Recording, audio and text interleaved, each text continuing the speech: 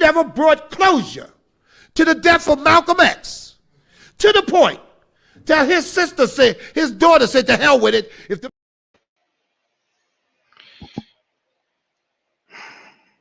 Since I've been a part of this conscious community, sexual misconduct has been condemned and vilified almost unanimously. We saw the rise and fall of Dr. York. We had Hebrew Israelite, the brother by the name of Mighty Hebrew. He was convicted, I think, twice for sexual behavior against minors. He was widely condemned by the Hebrew Israelite community, but apparently forgiven by the Israelites, because I see him all over the place right now on everybody's channel. Another brother by the name of Nazi Yashavel, another Israelite, also involved in sexual misconduct with a minor. We have no idea where this brother is, but he's been sheltered somewhere by an Israelite group.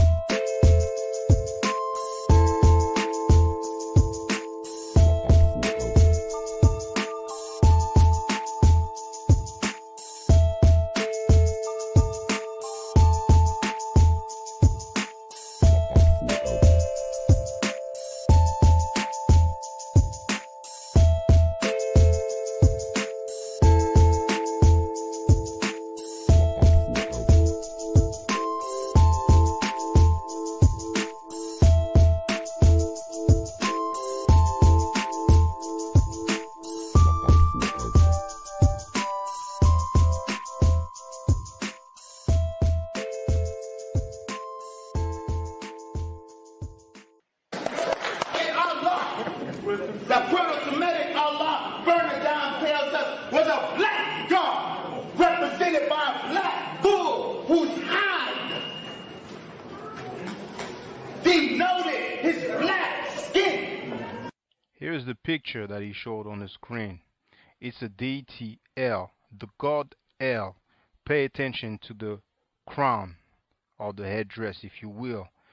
This is a picture from the front of the same statue, a little closer, and a little bit from the side here. Now, this headdress is actually the Atef crown. If you go on Webster's online dictionary, that's what it says. Atef is the specific feathered white crown of the Egyptian deity Osiris. It combines the head jet, the crown of Upper Egypt, with red ostrich feather for the Osiris cult. The Atef crown identifies Osiris in ancient Egyptian painting. If you go to Webster's dictionary, Merriam-Webster, it says Atef, hold on, a tall crown with a long feather on each side, shown in the art of ancient Upper Egypt as worn by Osiris. Okay? Here you can see Osar or Osiris with the Atef crown. This is from the papyrus of Nebket. It's actually in the Louvre Museum, and you can see me filming that papyrus on the video entitled Reality Check. Why black people ain't going nowhere, but you might as well put Afro Style Reality Check, it's gonna come up. And in here, it's also from the Louvre Museum. You have Osiris in the middle with the Atef crown, and the description for it, if you go on the website of the Louvre Museum and you type Royal and Divine Triad, you can do a search and you will see they mention that he is actually wearing the Atef crown. Now finally, you can compare the crowns. Okay, first you have the god of the Arabs Negroes, which first is El, but somehow some way becomes Allah, but that's up to y'all, that's up to the doctor. And then you have the one that I showed you, Osiris. Then again, from the front, compared with another statue of Osiris, and then finally the same statue from another angle. Biblical king's seal discovered in dump site. This is the royal seal of the king Hezekiah. And here we have an ankh. And finally, last but not least, you need to see it to believe it.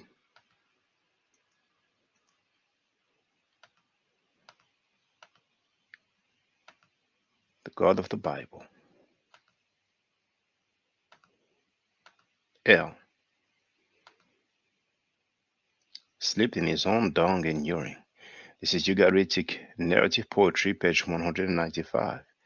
And we also have this book here, the Masria in the prophetic literature, where it clearly says that El floundered in his own feces and urine.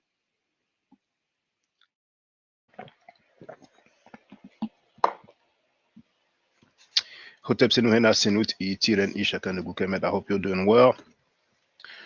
We're 11 people online. I have changed my intro. It's a bit longer now. So it saves me from going to look for the clicks and going to look for the article. Now, right at the start, before my intro, I wanted to play two clips. The first one of Dale Jones was actually longer. So I've reduced it so you can hear the part that you will hear right now. It's 45 seconds long. We never brought closure to the death of Malcolm X, to the point that his daughter said, to hell with it. If the men ain't gonna do it, I'll do it, damn it. By any means necessary. I know who killed my daddy. We haven't brought closure to Karinga. We let him build a holiday. The same one who set up Black Panthers in ambushes at UCLA and other places. The same one who tortured his wife and another woman brutally, sticking bottles in their vagina, using electrical shocks, and the FBI saved him. Well, something happened, but the first part about Farrakhan, don't want to address that. I want to deal with Kwanzaa. I've addressed Farrakhan and Malcolm X in the past. I'm not of those who just don't want to address anything that's public and important. So I'll try to see if I can get this fixed. So the first 2 seconds can be removed from that excerpt. So once again, I want you to listen to what Garfield Reed said publicly, because tomorrow it is scheduled that he's going to have a debate with Jabari Osaze. And since he has spent so much time, effort, and energy to criticize Kemetic people, to make fun of Kemetic people, old and young, he and his number one colleague or ally, Brother Reggie, will surely, since they care about the community, they will surely address this statement made publicly. And that's the one you're going to hear now. Since I've been a part of this conscious community, sexual misconduct has been condemned and vilified almost unanimously. We saw the rise and fall of Dr. York.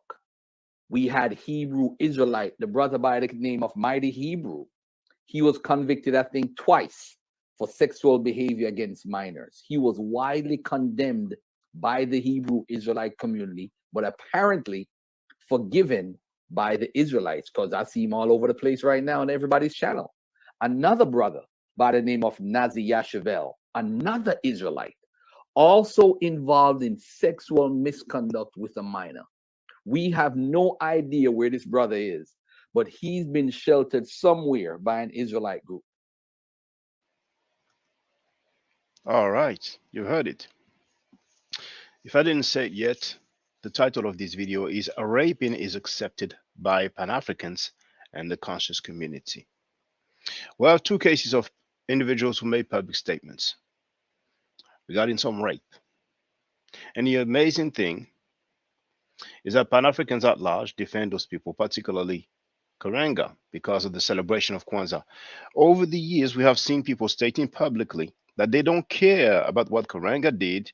They just think that Kwanzaa is good to celebrate, so they just go along with it.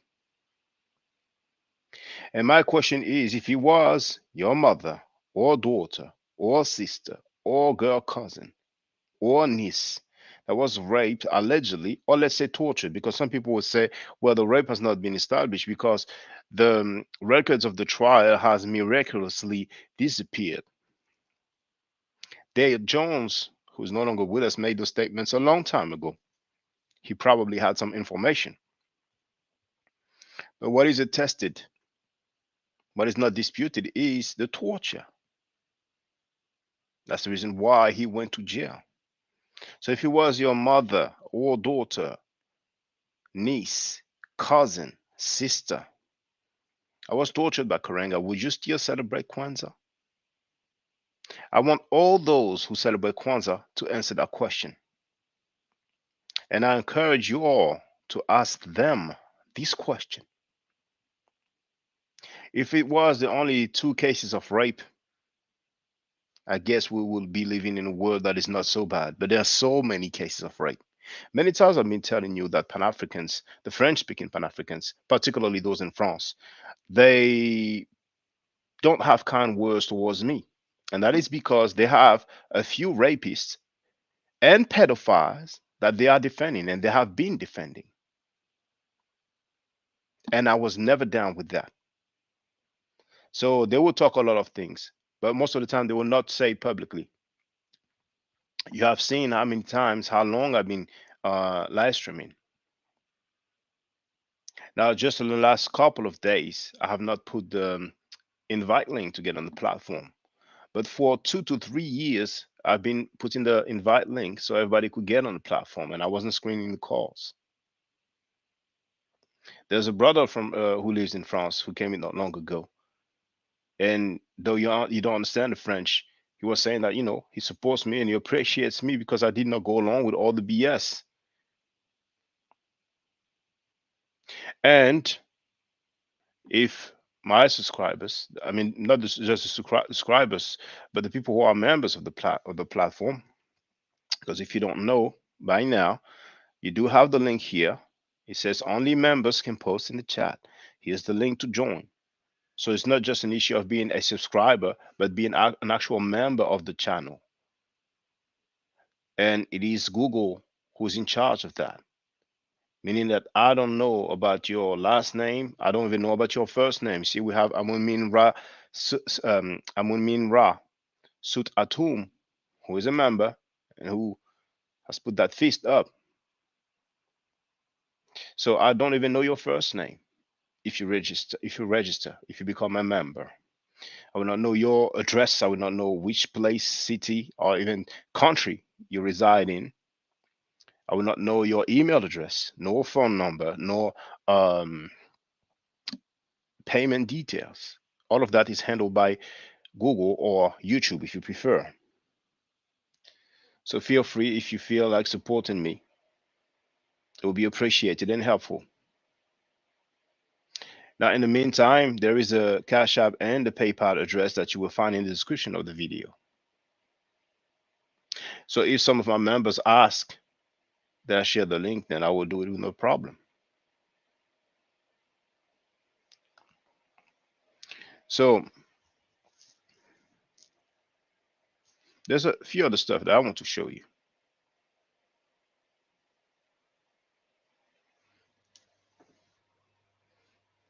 I made some quick notes.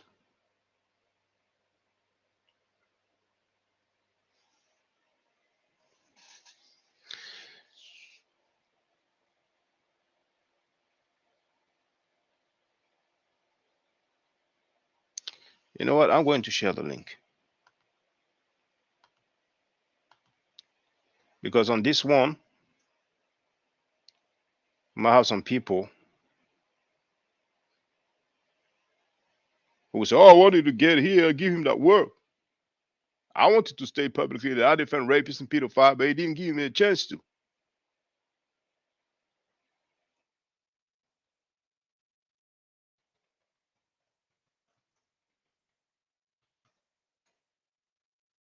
There it is. We might have some people who celebrate Kwanzaa and they want to tell us that they don't care about what Karenga did before. I'll share the link. So if somebody wants to get on the panel and be my guest. So Pan-Africans, a lot of people claim that they are Pan-Africans,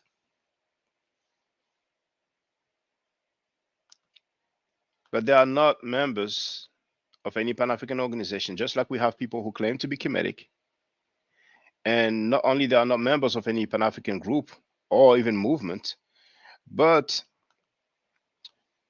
they just use that title. They're not learning the culture. They are not learning the language either. Now, if you look at other groups, I have one comment. Who's that? Hey, what's up? Stallworth wrote, I heard of Kwanzaa, but I don't really know what it is. Well, if you don't know what it is, that's good, brother. You're not missing on anything. But in summary, I will share a link. Kwanzaa is a plagiarism of the Jewish holiday called Hanukkah, Jewish celebration called Hanukkah.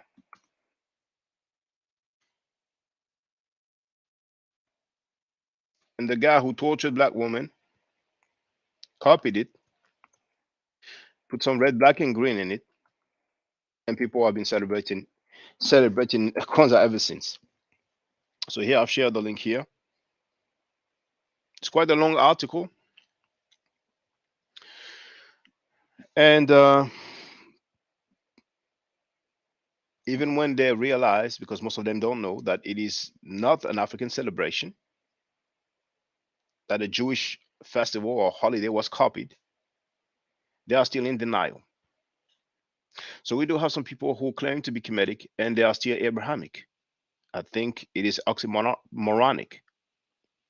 And I was talking about the language. If you look at other groups, if you have a group of Jewish people,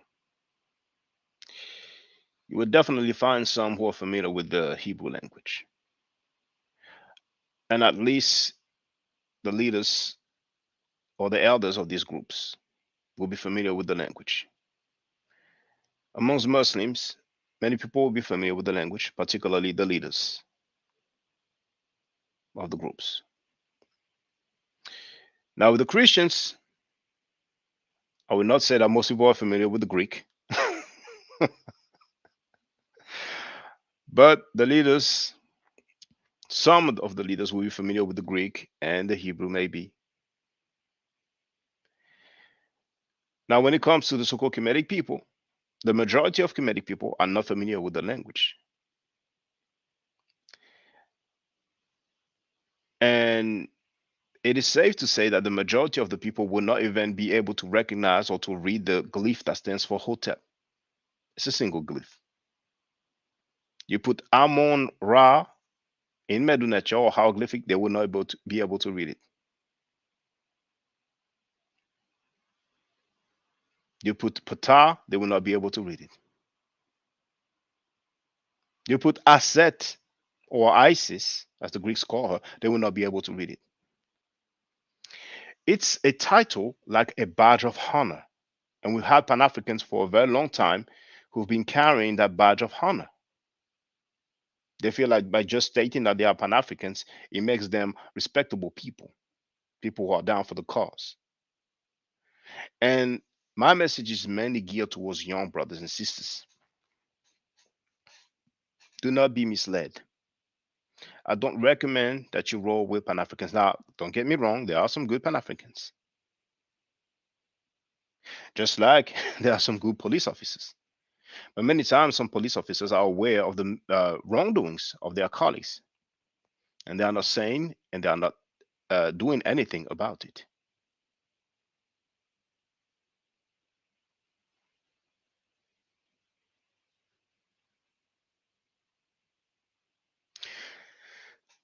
Pan Africans are still failing to tell us how long it takes before we can no longer criticize somebody for his past actions. Actions that were made when the individual was in a movement or down for the cause, not when he was young and wild and ignorant and not knowing where to go or what to do. And Kwanzaa is probably the worst case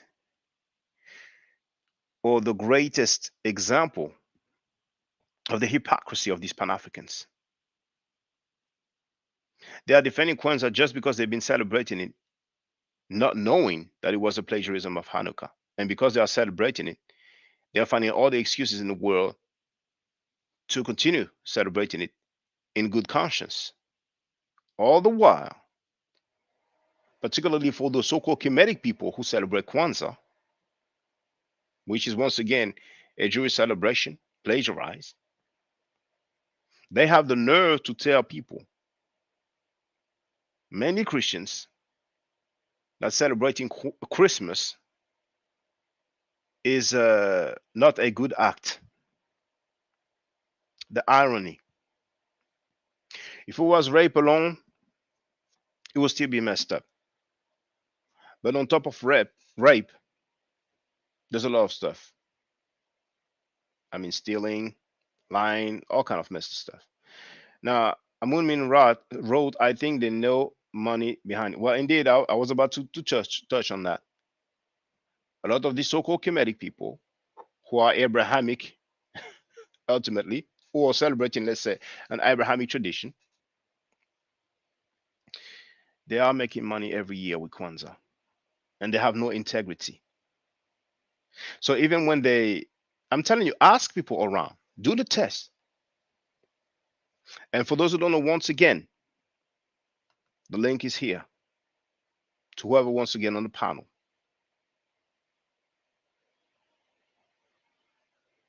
Ask them whenever you hear somebody telling you about Kwanzaa. Ask them if they are aware that it is a plagiarism of the Jewish holiday Hanukkah. Then ask them if they know that Karenga went to jail for torturing women. And ask them how do they feel about that. Ask them if it was your family member, would you still celebrate it? So they have been making money, and they want to continue to do so. Now, there's been some I don't know how to label these people, but in France, there's a former Pan-African lady who actually burned the Pan-African flag. And the monkey Pan-Africans in France didn't say jack. When I told them about the dude torturing women and plagiarizing Hanukkah, they damn near all went against me. When I let them know that the Nation of Islam was teaching that Africans are living a jungle life and Africans are not civilized, they were confused. They didn't know. They actually went with at an event to listen to a lecture by the European representative of the NOI, and they did not even know that the Nation of Islam has officially allied themselves with the Church of Scientology. So one chica didn't know jack about it, and she said she doesn't care. That's the number one thing. I don't care about that, because they will always find a bigger monster. They will always find something more serious. Oh, our people are dying. What does that change for us? Those weak talking points. And her and her crew used to celebrate Kwanzaa and make money every year. Now, ultimately, the same ladies, former Pan-Africans, wrote about Karenga plagiarizing Hanukkah and torturing black women. I mean, they obviously took some parts of my translation of Mukasa Africa Arts article and added their own spin, and they created a holiday, which is amazingly, what a coincidence, around the same time period. At least they are not following the tradition of Karenga directly. So you have to give them that. You know,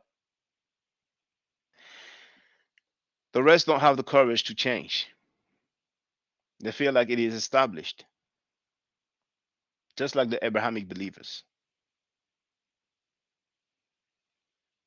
You notice nobody's on the panel. I mean, you cannot see, but I can tell you there's nobody. Nobody's here to defend Kwanzaa. Nobody's here to state publicly that they don't care about what Karenga did, because it's hot now. It's tight now. It doesn't slide like before, because before all it took is those weak elders, whack elders, some of them with qualification, with degrees, with PhDs, to break down to you how it doesn't matter. And I'm surprised at sisters.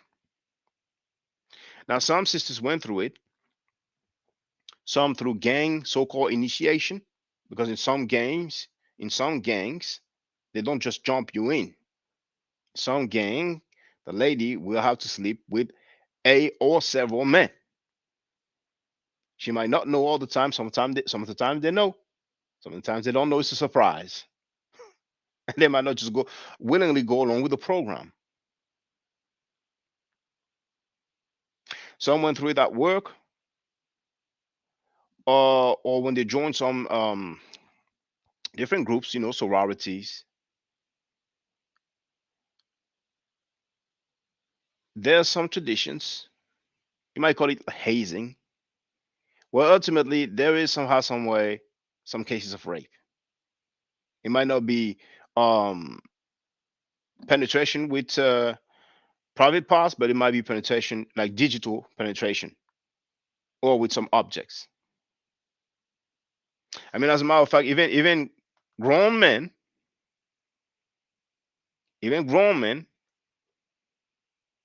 are used to bending over and getting smacked in the booty, like this guy here. Ridiculous Asar Imhotep. First of all, let's get to know Asar Imhotep. Listen for yourself. Did you go through any kind of hazing process, bro? Did No, you go I through a hazing pledged. process? Yes. Okay, so you went through a hazing process. No, I pledged. There's a difference. Okay, so as you went through the hazing process, did they slap you on the ass with a paddle? Yes, they did. Oh, okay. So you bent over, you grabbed your ankles, and that paddle was smacking that ass. Basically. Okay. And that guy is not a skinny dude. Can you imagine a lady? And I've dealt with the hazing. And sometimes they have object inserted in their anus. So only God knows what else can go down. There's a reality is that some sisters went through some ordeal, and because of the shame, they don't want to address it.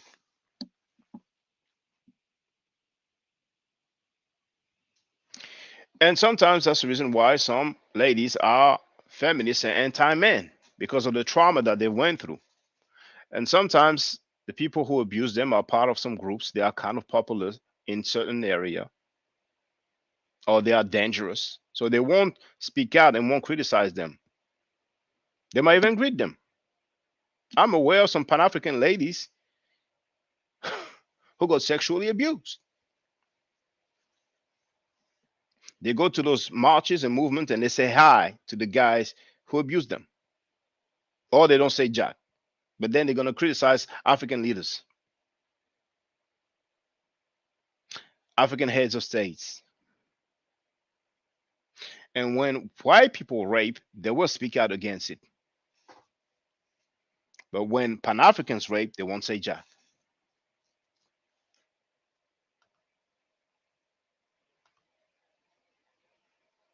So I'm pretty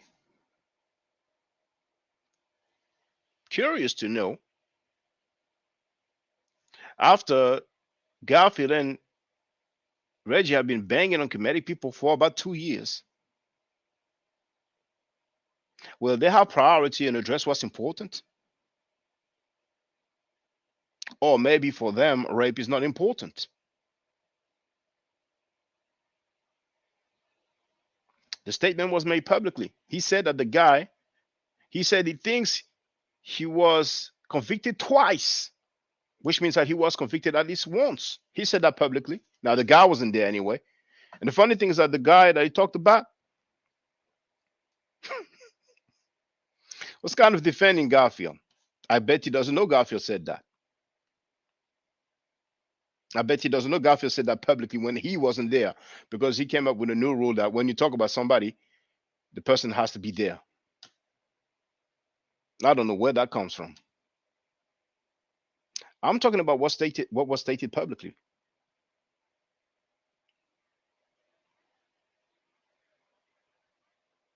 So tomorrow, debate, and then we will see, brothers and sisters. We will also see with Brother Reggie, who cares so much about the community.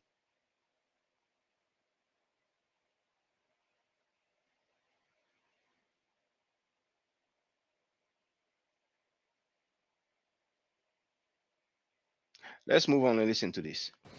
And now today, it is so sad that I have to say Dr. Ben is now rolling over in his grave. Dr. Ben is now looking up, looking down or looking around, wherever, at one of his top students. And he is now saying, what happened to you, my brother? You were supposed to carry on the torch. Now you're going against the greatness of my teachings, of what I taught you. I think it was the time when my brother Dr. Reggie committed treason when Cyrus Sutton was going up against Nasi Yashavel. And I should have seen it then when Dr. Reggie secretly went behind all of our backs and gave Nasi Yashavel, a Hebrew Israelite, the antidote, the information that can try to kill Cyrus Sutton when Seti was defending Dr. Ben, defending Kemet, defending African culture. But Reggie went and gave Nasi Yashavel information against us. I didn't see it then. I couldn't believe it. I said, no, that's not my brother Reggie. He ain't do that. And then I heard Reggie one day admitted it. And I was so hurt, man. I just couldn't believe it, man. That's when Reggie failed. He have no longer become the backbone of Kemet. He have no longer become the strength of Kemet. And I just got to say, man, I just feel sorry for my brother. Now, you see, Brother R. Stallworth said, wait, Reggie did what? You see, better late than never. It's not your fault if you didn't know about that. If you listen to some people, Garfield and his Batty crew, you'll think that they've been doing work in the community and sharing information. And you couldn't be further from the truth. Some of you might not know about Cyrus Seti. Back in 08, he was representing for Kemet. Damn near everybody was banging. And Stallworth wrote, I've only been following Kemet for about 6 months. I understand. And it's cool, you know. Please don't get it wrong. I'm not criticizing you, brother.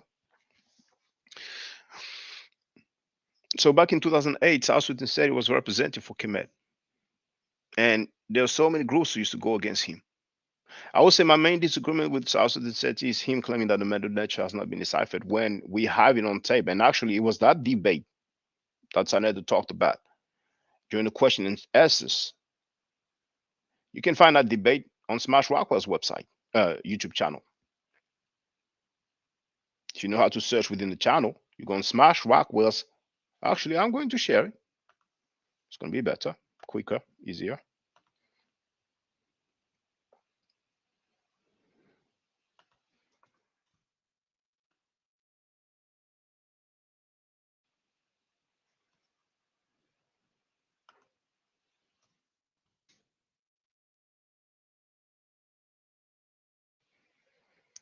I don't know if we have the question and answers though, because it says part 1 and I don't see part 2.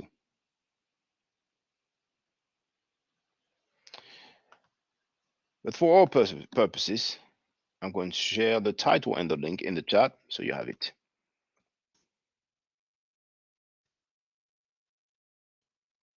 All this to say that South Sudan Seti was on tape saying that he knows bits and pieces of the meta nature. He was asked, do you speak the meta nature? Or do you know the meta nature? And he replied, I know bits and pieces of it. So we don't have the question and answers because they were seated So let me try. Somebody else might have it.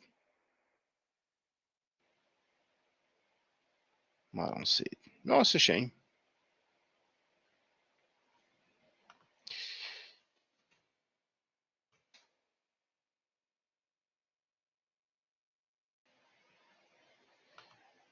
No.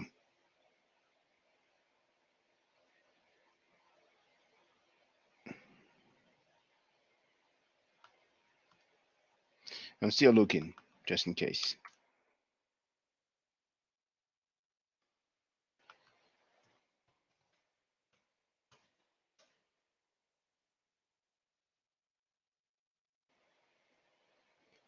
Well, that was a long time ago. And I don't seem to see many other upload of that event. But I'm sure some people have seen what I've mentioned. So he's on tape saying that he knows bits and pieces the Medinature, and later on he obviously changed his mind. That's my main disagreement. But Brother Southern said he was getting a lot of hate to the point where somebody put his address online. And back then, that's over 8 years ago. That might even be more than that. Reggie gave information to the Hebrew camp because the guy called Nasi is a Hebrew. And you know what's ironic is that Garfield spoke publicly about 2 Hebrew Israelites that have allegedly done some sexual misconduct.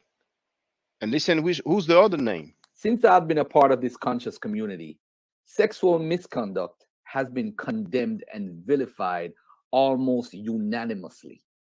We saw the rise and fall of Dr. York. We had Hebrew Israelite, the brother by the name of Mighty Hebrew.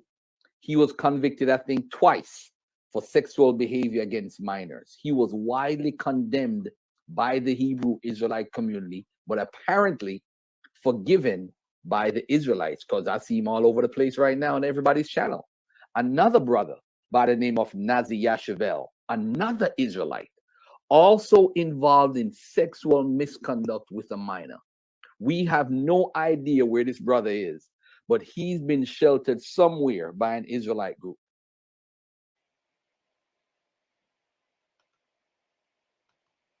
So the irony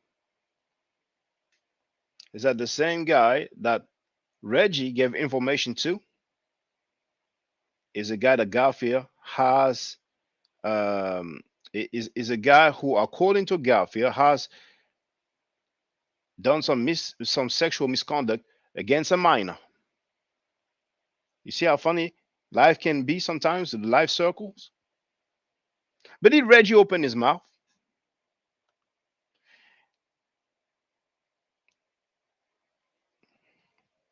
Storworth wrote, I see Jabari doing a winter solstice celebration.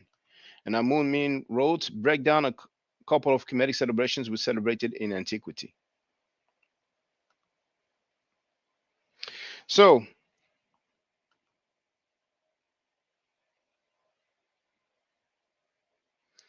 some of these people, some of these Pan-Africans or people of the so-called conscious community, they like to play the elder card, or they like to play the what have you done or you haven't done anything. And here you're going to have an example of it. I'm not capping for anybody. So this dude that's coming on, that's talking about me, all the work that I've done, all the people that I've served, I do think as a grown-ass man at 57 years old, putting 30 to 35 years in with the elders, I got to write as a grown man. I'm not a goddamn child to speak my truth.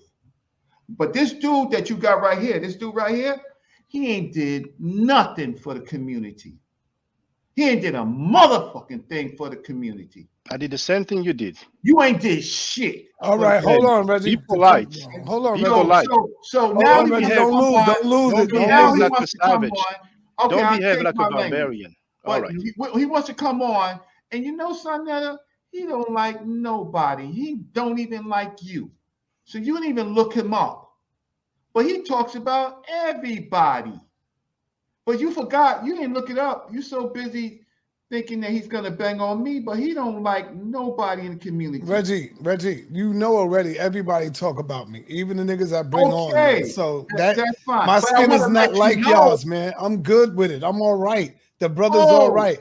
As long as he showed me love and respect, I got to show him the same today. thing. So Okay, it's so all let's right, get to brother. Heru is Greek. So he tried, and he's like, okay, let's get to Heru is Greek.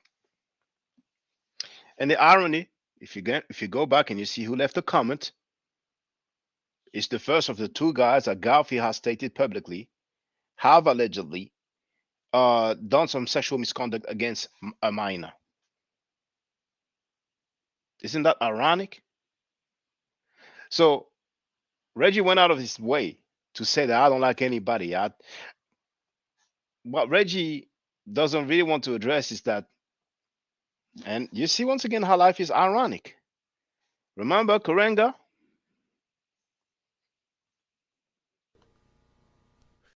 No. I have another one. I played it already anyway. Reggie defended Karenga on my platform. He even pulled out his book. So if you write a nice book, then I guess it's okay. Reggie claims that he cares about the community. He goes out of his way to say he doesn't like anybody. Apparently, I don't like anybody. When he used to come on our platform, which he did several times, several different days, I was cool. But the minute you disagree with him, he will attack you, but he will not say jack about somebody that committed sexual misconduct with a minor. For a strange reason, ironically, he gave information to that person. So I'm in Europe. Those guys are in America, and they don't know that? Do you think they don't know that? Do you really think they don't know that? I mean, we have people who talk about ancient history, antiquity, who will tell you about what happened in BC times, 500 BC, 1,000 years BC, 2,000 years BC. Brother Reggie likes to talk about before the land was called Kemet. He likes to talk about before Kemet, Nubia. So he would go further than 3000 BC when the first dynasty occurred with Narmer. So he can break down what happened 5,000 years ago. And you think he doesn't know what happened a few years ago when all of us were alive? Who cares about the community? Who cares about those women who are tortured and those children who are raped or sexually abused? Because some people say, oh, you know what I'm saying? It wasn't really a rape because what he did was. We're gonna hear it all. I kind of heard it all. I kind of heard it all. Nobody's on the panel. It's difficult. Now, notice when he said, oh, Ian did a MF thing. I told him I did the same thing as you. I've been sharing the information. I took people to museum. I broke down ancient languages, primarily the Medu Neter. But some people like to hit you with that. Some people will tell you, well, I've been doing a lot of work in this community for 30 years. What they've done is that they've lit some candles every Christmas period. And they want to act like they have won over you. They want to act like they are more qualified than you, more competent than you. Because for 30 years they've been lighting some candles, copying the Jewish holiday Hanukkah. But it is called Kwanzaa. So they claim it is an African thing. Don't be misled, young brothers and sisters. Those same guys are going to try to tell you that they've been doing work. They've been very silent when it comes to the people who torture women and who rape children.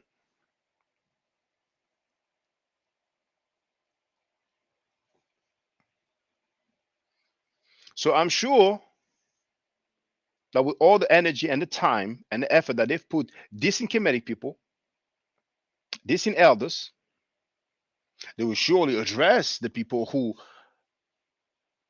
committed sexual misconduct on children. What do you think, brothers and sisters?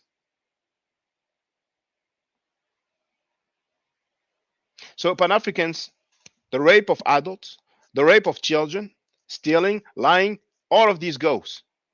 It's an anything goes dumpster. As a matter of fact, can somebody name me Pan African organizations today? They are surfing on a movement that was a good cause in the first place. But lately, when the rapists and pedophiles and thieves realize that all it takes for you to be a Pan African is to be black, they all jumped on it. And you will notice that if you are a Pan African, you can never criticize another Pan African unless maybe he's a Zionist. Probably Zionism is the only thing that they don't accept within Pan Africans. Ask Pan Africans what they think about this right here. So Shabazz was not permitted to stay in that area, so he took his family into the jungle of East Asia, which we now call Africa, to make a people close to nature. And the Honorable Elijah Muhammad said, this is the origin of kinky hair, because we didn't have kinky hair prior to that. The hair on our head was like the hair on our eyebrows.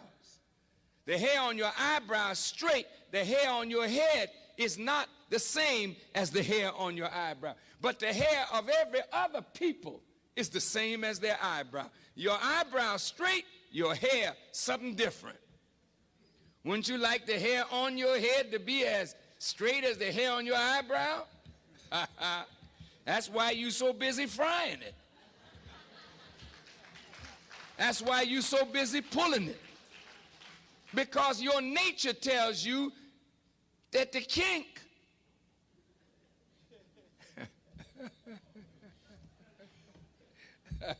I mean, you know, with I'm black and I'm proud, we got to learn to be proud of kinks. Because most of your family of other black people on the earth, jet black. They didn't have no broad nose and thick lips and kinky hair. They were dark-skinned people, jet black. But they had straight hair, a thinner lip, a thinner nose. But we are marked as a different kind of black person.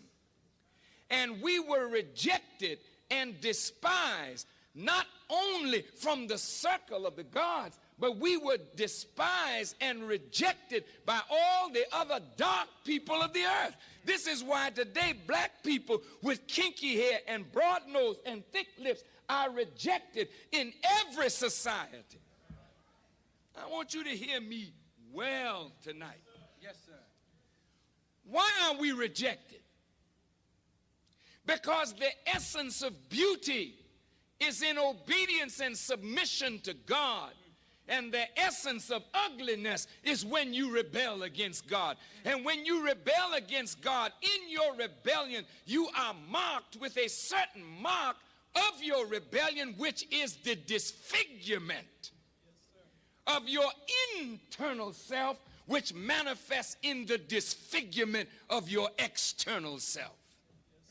And this is why when you look at our people, wherever we are found on the earth, you find us either disfiguring ourselves physically because we are disfigured on the inside because of rebellion. Go ahead.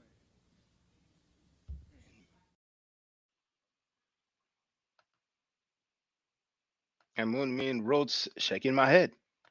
So many people don't know about that, but you know what they're gonna say? Well, if I guy did so much work in the community, he did so much work for 40 years, he did so much work for 50 years. So we should give it a pass. I'm not even going to talk about what happened to Malcolm X. And for those who don't know, he has publicly stated that members of the Nation of Islam were involved in the assassination of Malcolm X, and I'll show and prove it now. Our zeal, our love and hatred, our ignorance was manipulated by powerful outside forces. And the result is that members of the Nation of Islam were involved in the assassination of Malcolm X. And the nation has taken the heat and carried the burden of the murder of Malcolm X. We cannot deny whatever our part was. That is true. But we must not let the real culprit get away hiding his hand and keep us fighting and killing one another. The real culprit, he just on one hand admits that members of the Nation of Islam were involved in the assassination, and then he talks about real culprit. You know, no matter what happens on this planet Earth, we know who's responsible for it is what they call the enemy. And Pan-Africans are the same way. When Pan-Africans rape, is a brother, we defend him. How can you attack a brother?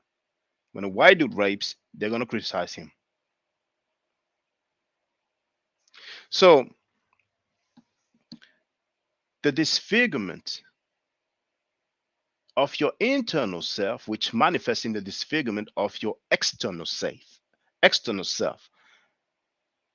Louis Farrakhan basically said that we are disfigured, that we are marked, that our physical appearance, our phenotype is the essence of ugliness.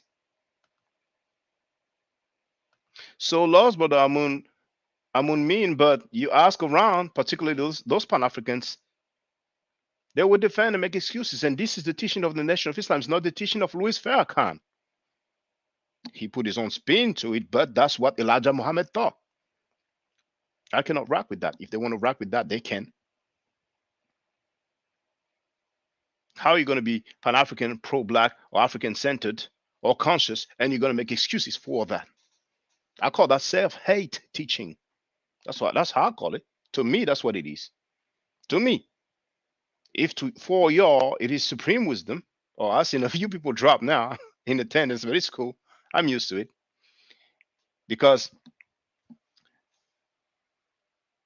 members of the Nation of Islam,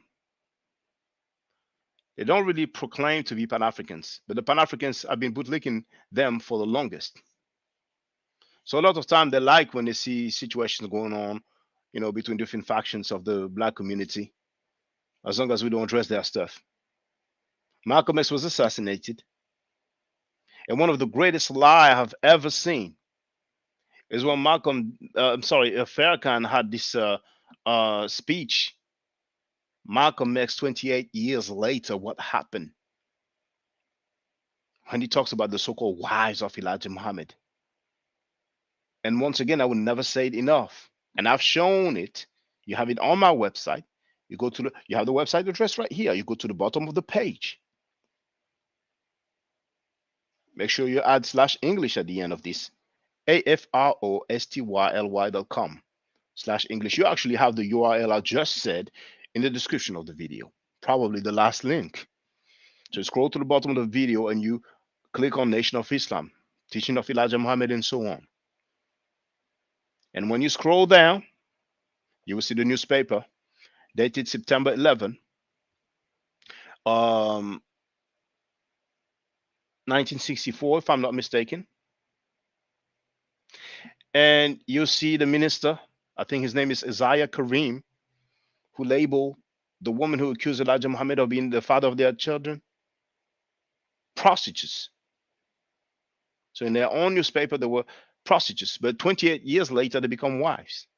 Back then, at least one of them was put in isolation. Who puts his own wife in isolation? Back then, several women have filed paternity suit against Elijah Muhammad. Hold on, we have Brother Haley.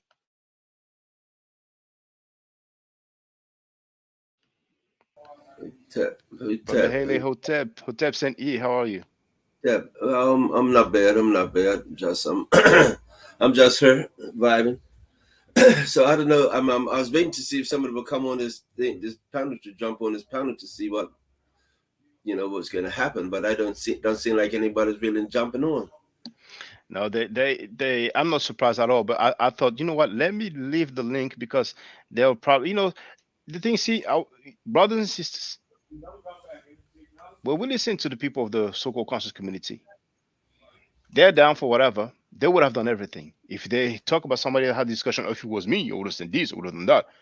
They're all thorough than, like for example, I mean, I don't know if I should say his name, but there's a Moorish brother.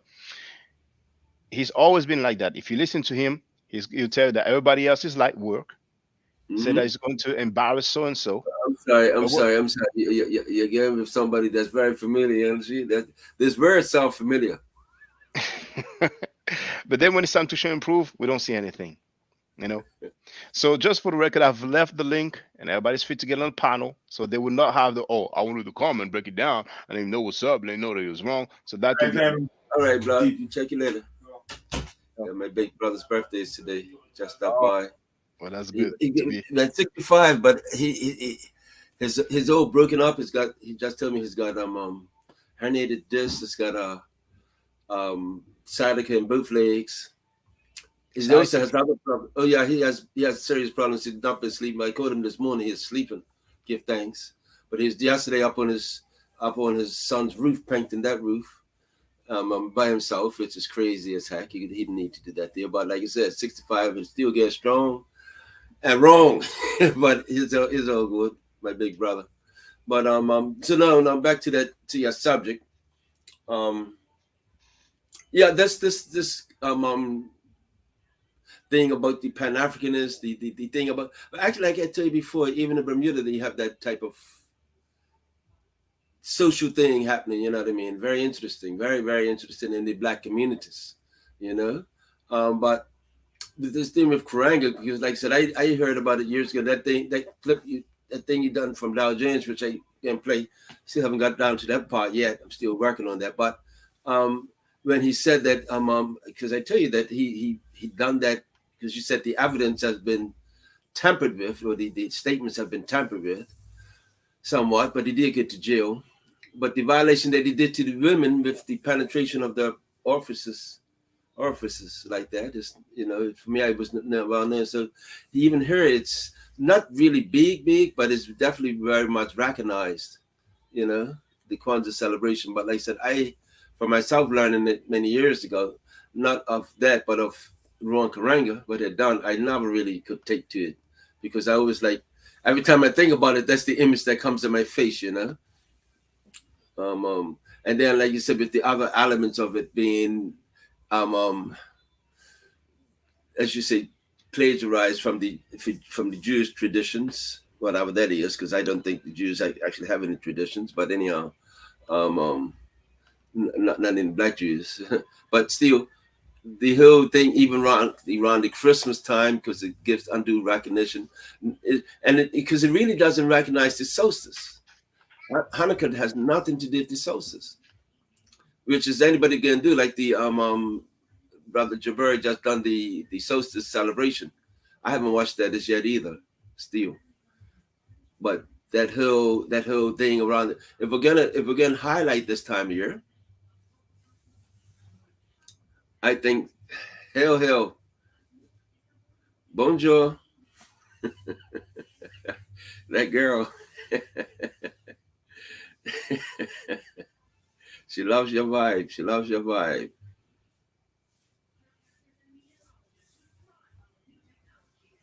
But yeah, so yeah, I've never really been able to get into the Hanukkah thing because of the different. I like the idea of the 7 principles. Yeah, because that's always good to hear. But I don't think they're done to the, like I said, I don't think it's given the right effect. I think they still don't. Okay, I don't know. It's somewhat analogous to the African thing, but then see, I have a thing about Swahili as well. See, I really don't cotton that hard to Swahili. It's almost, one could say, it's like the English of Africa. But it is the most spoken African language in Africa. Well, I know, but it is the most spoken Africa language that has been developed in Africa. I don't know that I would call it an African language. Well, I know you're saying that because of the Arabic influence, you know, but it's the same with the Haitian Creole or the Creole that's spoken in I different get it. islands. I totally get it. It's like the Yes. people when people come to Bermuda, they say even Jamaicans say, I don't understand how you Bermudians talk. You always talk too fast. And we us Bermudians say, huh? But you how you mean we don't talk too fast, we have a hard time understanding their patois. But then we and trust me, back when I was a little boy, it was even worse. But there's a thing called Bermudian words. Yeah. And how we used to talk, you know? Until my grandmother, my mother was telling us children around that time, like the 60s and 50s, was telling us children, speak proper English, because you know you want to speak like the white people then, so to be accepted into the community. So when we go around them, we don't sound like a black person, so to speak. You know, So, you know, it's interesting that you just said that because in Haiti, you have some parents who've been telling their children not to speak Creole but to speak French.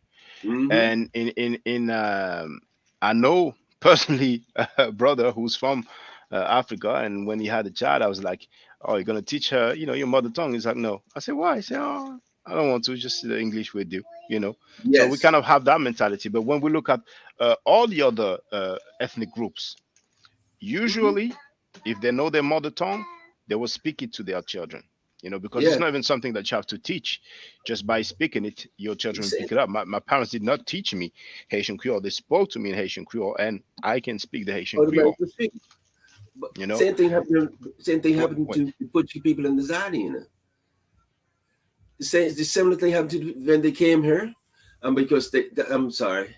Actually, I just found out that this next brother that I know is doing a film on the Portuguese in quotation marks presence, 150 years. So he said he came up here in a lot of stories. I knew the brother personally, they're a musician. He's a very interesting brother. But the presence of the Portuguese, let me say, they keep talking about Portuguese people, but the history is that no Portuguese people came to this island. The first people came from Madeira Islands, right? This is about 1840 or about 1840 or something like that there. And they first came here because the black people recently released from slavery, of that form of slavery, right? They was we were doing a form of protest. We was trying to get better paid. And so there's certain things that we didn't do. So we was trying to get paid. So they so the white people decided to bring people here, right? And they housed them here until they could get jobs. So they brought them here using taxpayers' money, which the black people paid taxes, and they housed them with these people that they first came from Madeira Islands, just off the coast of Africa. It's interesting history how that island was claimed by Portuguese, and then the next group of people that came from the Azore Islands, which is not Portuguese either, except the Portuguese colony, so to speak. But anyhow, they're not considered Portuguese proper. But in Bermuda, the Portuguese became a separate entity we had three different categories. We had the black people, we had the white people, and then we had the Portuguese people. So we had two colors and not a nationality, because they were never Portuguese. They was in Portuguese because they was Portuguese things. But at the time that they came, when the people went to get them, the first 400 or so first people, they 40 people, what it was, they were bought, they were paid for £400 or so. Yeah, because at that time, the Madeira Islands, Portuguese were still enslaving people. So the people came here. I would never say we're free people. They were never free people. They got free when they came here, but I don't think they was free when they left there. They were workers. Yeah, so it's interesting. But so yeah, I thought that was interesting stuff. Like you're talking about the people who came here during the slave trade. So you're probably talking about, you know, even in England, it is known that, you know, how some people were in jail or who wanted to avoid jail, so they They basically, that's not what you're talking about. No, not at all. But that's part of the history. The colonizers of Bermuda, they came from the same place. They came from Newgate or whatever prison that the Americans were being. Like the people from America, the early settlers of America were convicts. The same as the people of New Zealand and Australia and other places. Actually, the French done the same thing. The French sent a lot of their convicts out of the jail into the colonies, because the white people, the free white people, they weren't just coming here just by choice, to be quite honest, over into the New World, because it was a lot of hard work to do. So they weren't coming here for hard work and dying, because it was not a lot of hard work, it was led to death. That's why the slave trade became so lucrative, because it was a free mode of labor. But no, the history I'm talking about as far as the Portuguese case was just after slavery in Bermuda. England had ended slavery in the colonies in 1834, right? But in 1835, the people of Bermuda decided that they were not going to work for the under the conditions in which they were being forced to. So they done a mild form of protest. So it's been, and people said it's the longest form of protest been going on. It's called the Cup Matches. That happens every 2 days. August the 1st. It's the first day. That's the first day of Cup Match, or the first day of emancipation. That we took from 1835 and made it a 2-day celebration. We just refused to work for those 2 days. And it went on from 1835 up until 1940 or 1930 or, when the white people decided to say finally recognize it. Yeah. In 1901, 1902, we made an official game, because from the protest that we did, we just used to have like a big time not a celebration, a big time picnic. So we just get together and have a community event, play different sports, play different games, whatever. One of the games that was being played was cricket. So in 1901, what they call the friendly societies was two Masonic organizations that was organized to help the black people come out of slavery. Yeah, so they the two lodges of East and West decided to formalize the game and make it an event, a formal game. So they bought a cup, and they had the first game in 1902, I think. And we've been playing the cup match ever since, called the cup match. I wrote a little piece on it not too long ago, but like I said, the reason why the event started from the beginning was because we was protesting, right? And because of that protest, about 5 years after that, they brought in these Portuguese, people from Madeira Island, which they titled Portuguese and labeled as a color. That lasted up until 1968 or so, when the party politics came into Bermuda through the black people creating the first party, the LP. And because of the white people needed more numbers, because of course there's always been a great number of black people in this island. The white people got with the Portuguese people and made a deal with them. This is a part of the history that they don't speak about. But we can see the deal up until today because of certain things. But anyhow, so from 1968 or so, because up until that time, there used to be 3 designations in this island. It wasn't other, was black, white, and Portuguese. Yeah. And after 1968 or so, that election year, the designation became black and white, no longer Portuguese. Although the Portuguese people never was accepted as being white by the white people. So there were still areas that they couldn't live in, even up until today. There's some areas that white, black, Portuguese people can't penetrate. Yeah, very interesting. But that's the history of how things went in this island. But it's just the history of life that we don't know about. That brings me to the This brings me to the point of. Go ahead. Go ahead. The looking for things and finding this Kwanzaa thing and the history of things. It's like, okay, so as you're saying, when we do this thing, no, I don't want you. That's my daughter calling from England. I'm not worried about her right now. I'm gonna package to deliver some to go to England later on. I'll talk to her. But anyhow, yeah, looking for things, and then when you come up to Kwanzaa and you say, "Oh yeah, this is good," and then when you look at the background, what are we really celebrating her? Because even said when he did the interview, and he said, for me, because of certain pompousness, is like he done it as a joke, so to speak, that he could do something, he could show his power. But his whole thing is shady, man. He's an informer, he's a murderer. I guess he's a murderer because I'm through what he done with the Panthers. Yeah, Bunchy Carter and I forgot the name of the other one. But we have the names in the article that I've shared. What you said earlier reminded me of the Notting Hill Carnival, because it's a celebration today, but initially it came out of some protest, you know.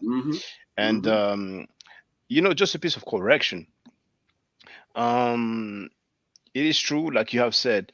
You mentioned the what? Let me play the excerpt, because I got the video corrected now. We haven't brought closure to Karinga. We let him build a holiday.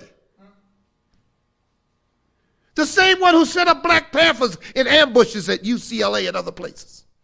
The same one who tortured his wife and another woman brutally, sticking bottles in their vagina, using electrical shocks, and the FBI saved him. So we don't have any records, because the transcript for the trial has disappeared. And they probably did that to help him out, because he's been accused by so many people of being an informant. So we will not find transcript for the trial at all. We have reports from the journalists. You know, we have several reports from the journalists. So even Mukasa Africa Maat, you know, in his article, he stated that he believes that, you know, the woman also raped. You know, and on top of that, apparently it wasn't like over 2 days, but probably like over more than a week. You know, but regardless. But it's still lost the man. Yeah, regardless, you know, if we leave out the rape accusation, we have the torture, the mistreatment, you know. And here, I don't know if you heard that, but I'm gonna play it again for the record, because I was planning on playing it just a few times, because people come and go when I'm live streaming, you know. So for those who are not aware, this is a statement made publicly by Garfield. So after his debate that will take place tomorrow, I presume, since he had all the energy. One minute. That debate has now been moved to the 31st. Really? Yeah, because it's going to be, the funeral's on a Saturday. Funeral's tomorrow. I'm like, okay, I mean, it's sad. It was said last night. But I was wondering if it's going to happen too, because he went down to make it for the funeral for somebody in the family, and I was wondering if it's going to be close. But now they said it's been transferred to the 31st. Okay, well, okay, I hear that, you know, but it's just a shame that we are told the day before, but maybe he informed them earlier than that. You know, this is a sensitive issue. It seemed like because he called in to talk to listening to Reggie, and he actually called in, but still but I knew that it had been moved from earlier notice that I saw. But yeah, well, you know, it is what it is. I mean, well, I figured from jump, when he had to go down there, when he had to leave, I didn't think that was going to happen because it was too close. I don't know. It was just too close, because it was shucks. It's just going to go down there, have the funeral, and then fly right back out. That doesn't sound normal to me, because, you know, it's just. Well, you know, sometimes we might not have a date. You know, when it's a funeral, it's sometimes you kind of. I mean, you know, obviously. The body is kept, you know, at the morgue, at the funerarium, and then once the family, you know, did what they had to do, then they will, you know, find out what's available and come up with a date. So, I mean, I actually purchased my ticket. Yes. And today, and it didn't say that it was moved, but then again, you know. Yes, I got that. It's all in transition. He probably said that yesterday, so you know, Sanetta will have to. We'll find out anyway. You know, we'll find out anyway. You saying that, and I remember you said that, because you said that early on this morning, Chris's show this morning, right? I heard you on Chris's show this morning when you said Yeah.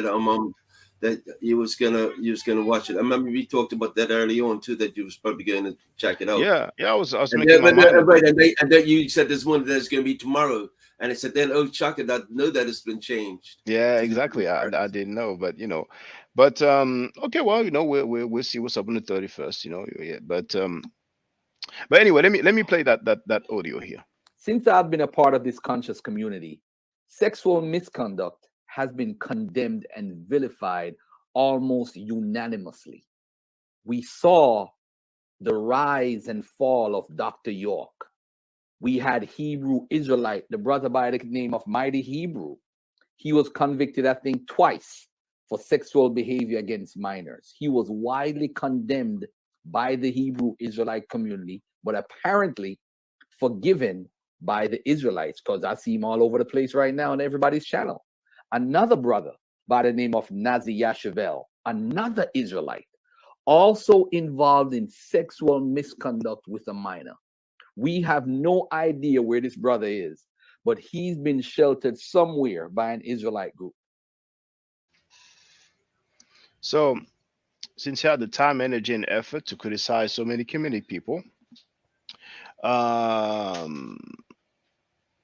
they've misrepresented what Jabari said. They said that Jabari was speaking to a mommy. He didn't say that he was speaking to a mommy. But we will see if they have priority, because he's talking about stuff publicly, and I'm sure most of the people of the community don't know about that, And the irony is that Zion Lex made several videos going at Brother Polite. Brother Polite has not been convicted, but yet Brother Polite had the brother that Garfield was talking about on his channel. So for some people, if they are part of some organization or religious group, as long as the person is from their religious group, no matter what they do, they will not criticize it. But for strangers, when somebody is accused of doing the same thing, then they go all out. And I think it's quite particular, Especially as long as they represent Kemet. yeah. I'm laughing at that. I'm laughing at that. And here, I just want to greet a Big T, Now, Amun Min didn't know either that it has changed, but I wouldn't say anybody's running. If it's a funeral, then you have a lot of unexpected things that happen when it's a funeral. Now, there was a scandal. Well, should I call it a scandal? Sometimes people like to say, well, Europeans, they don't go at each other the way we do and stuff like that. The main thing that runs societies, at least in the West, since we're talking about Europeans, that's politics. And usually in politics, when somebody is involved in a scandal like money embezzlement or accusation or something, in France there's a rule when somebody is like prosecuted, even if it's not condemned or sentenced yet, that the politicians resign. They propose that they resign. If they don't resign, usually they kick them out. You don't have any case, to my knowledge, and that's not only in the West, where somebody is a politician, somebody that has responsibility within a society, and he has raped, but yet he is in charge of some functions within the society. To whoever might have done that, lay low. Don't try to be a leader of an organization.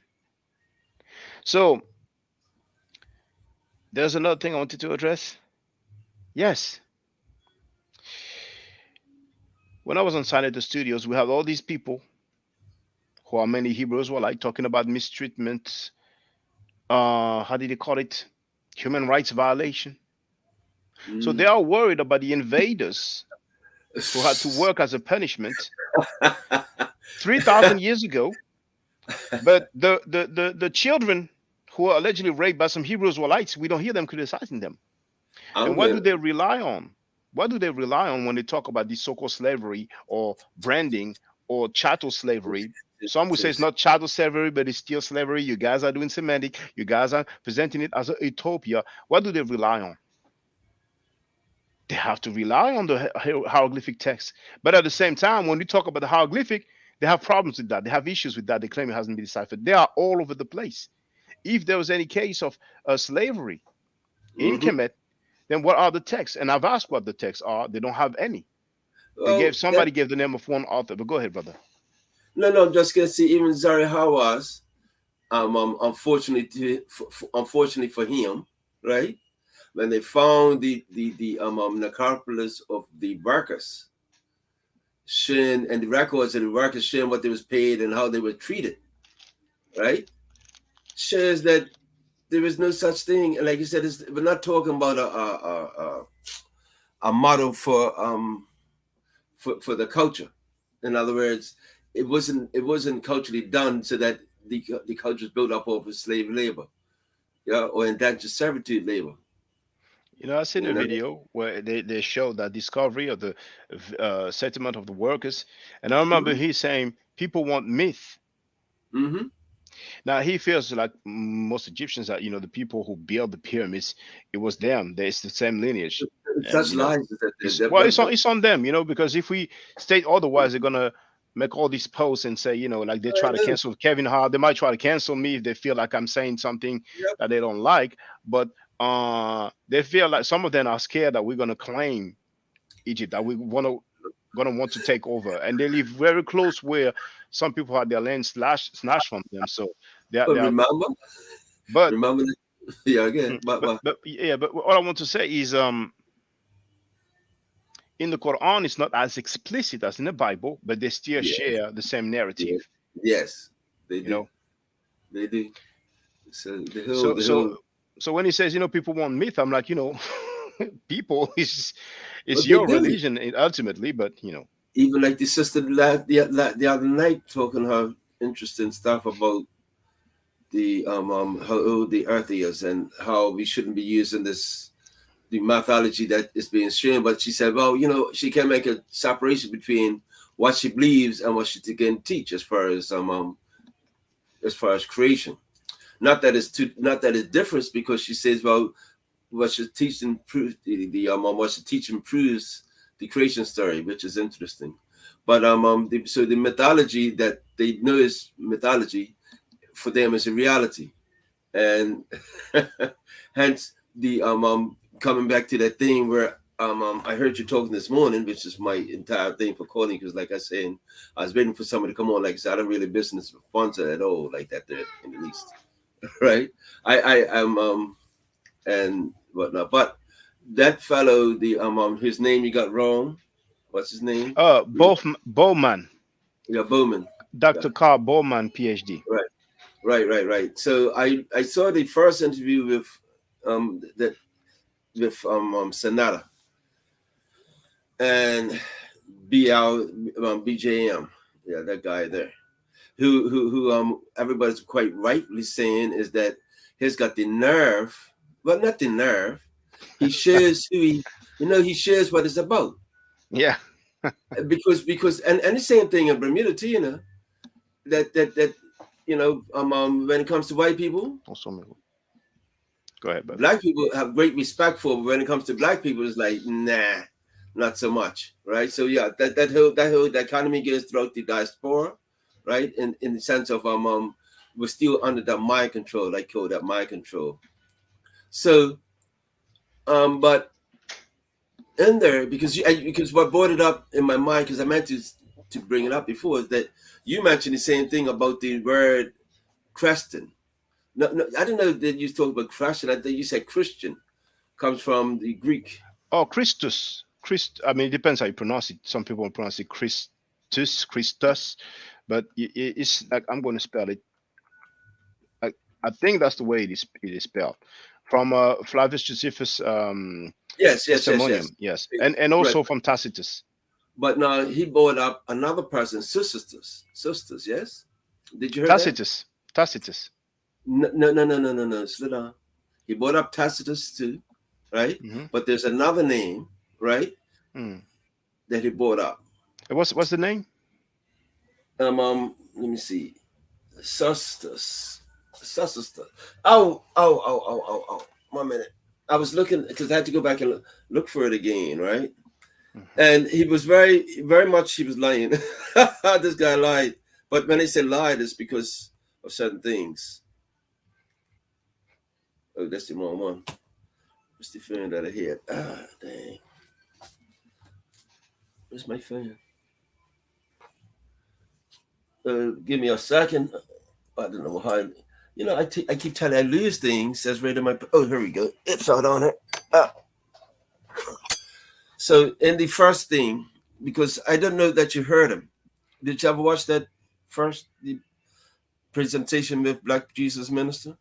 No, nothing. No, But you just saw the second, but that's with Jabari, right? Jabari, yes, that's the one I've seen. Yes. So Dr. Carl Boffman, EU PhD, the Historical Jesus Prairie View A&M University. That's the title of the video, because I was looking for it, and at first I didn't find it, but then look, I came across it. So in minute 52, mischievous religious belief, superstition, and yet he doesn't attempt to say, "Oh, and the guy that they claim most of the dead never existed." That's because Suetonius knows that Jesus did exist, was executed by Pontius Pilate. One second. Suetonius. Okay. How do you spell it? Suetonius. No. Okay. It's probably later than Josephus and Tacitus. Now. No. Oh no, not necessarily. Because it says yes. Go ahead. Now he neuro likewise inflicted. Now this is the source that is reading from, right? He neuro likewise inflicted punishment on the Christians, a son of people who held a new and impious superstition. That's Suetonius, Nero 16, circa AD 121. That's the quote, yes? Then he has the other quote, which is, he, Claudius, banished from Rome all the Jews who were continually making disturbances at the instigation of one Crestus. Suetonius, Claudius 225, circa AD 121, right? So that's two different writings by this guy, Suetonius. Now, the second one, now he said the first one he's supposed to name Christians, Christians, right? Mm-hmm. The second one down, the second quote, he does see at the instigation of one Crestus. It's Chrestus, right? Now he says, this guy here, he says, he goes on when he's making this point. He goes on to say, oh, Crestus is a Greek form of Christus. That's where Christus come from. Not a true statement. Not a true statement at all. This debate was held by this question was held by, you read about it in the first apology of Justin Martyr, right? In the first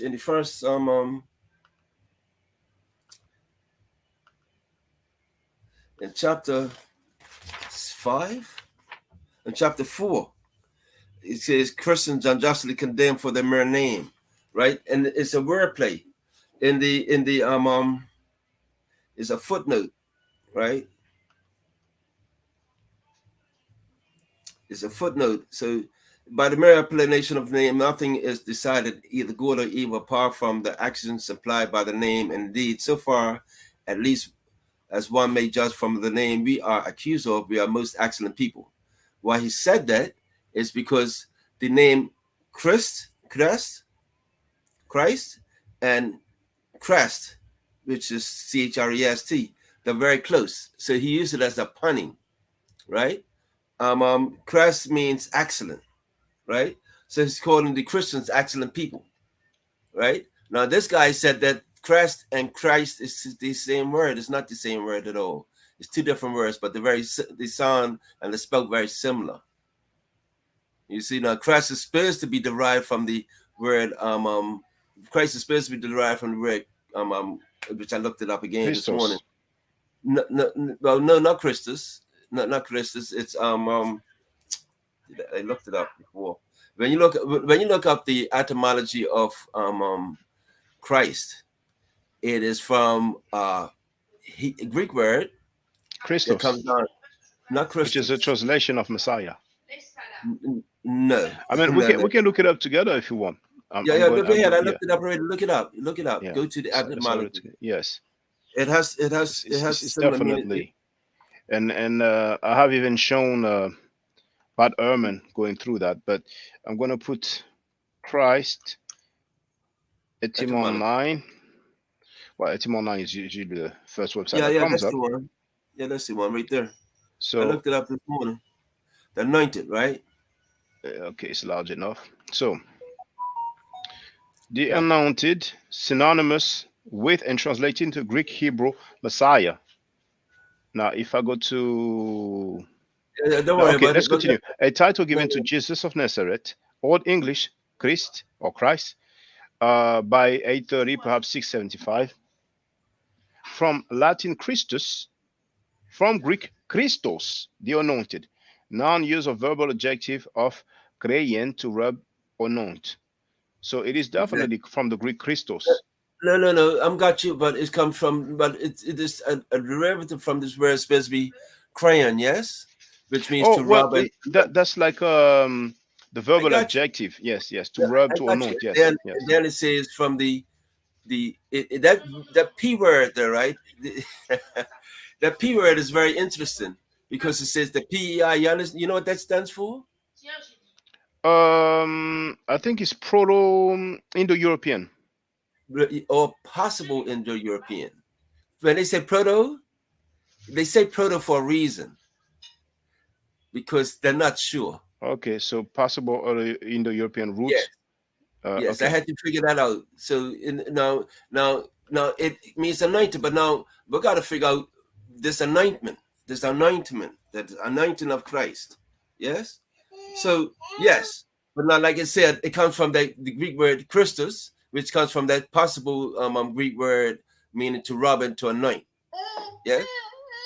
No, it is proto. It is. You see. I know that proto. I Yeah. understand that. Yes. I got that. But it is hypothetical indeed. Yes, exactly. Because when you go down further in the same article, they say it's hypothetical. Yes. Yes. So that's what they mean by proto. And all these words coming from the Indo-European language, the Proto-Indo-European language. That's why they put Indo first and European after, because the Indo is going to be Sanskrit. That's the Indian they're talking about, Sanskrit. So when you read down further in that, stop calling me. Yeah, what's calling me? Oh, 1 minute. I gotta answer this, sir. I've muted the brother. I've muted you already. Yeah.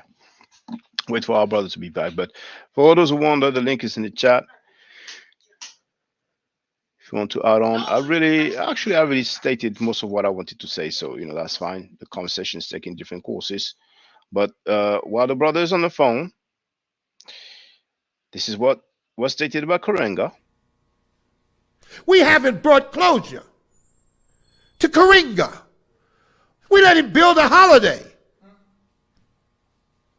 The same one who set up Black Panthers in ambushes at UCLA and other places. The same one who tortured his wife and another woman brutally, sticking bottles in their vagina, using electrical shocks, and the FBI saved him. So I wonder if all the females who celebrate Kwanzaa got some object inserted in their vaginas. But some people will say, well, we don't have any records for that. But once again, the transcript of the trial, the court case have disappeared. But those females were definitely tortured, and that's why I went to jail for. There's another thing regarding Karenga. And you know what? I'm going to play John Henry Clark so you can hear it. It's important that you hear it from yourselves. So what I'm going to do, and I will show you how you can hear it. And you know what? I don't even know if I should try to upload it. But anyway, I'll go to the bottom of the page. You should say Kwanzaa somewhere. Do I have? Yes, Kwanzaa.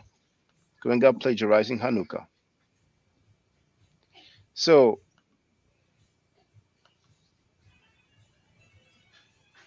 let's listen to Dr. John Henry Clark. He has not atoned to the community for his attempt to destroy the Panther movement. He has not atoned for being a police informer. He has not atoned for the way he treated black women.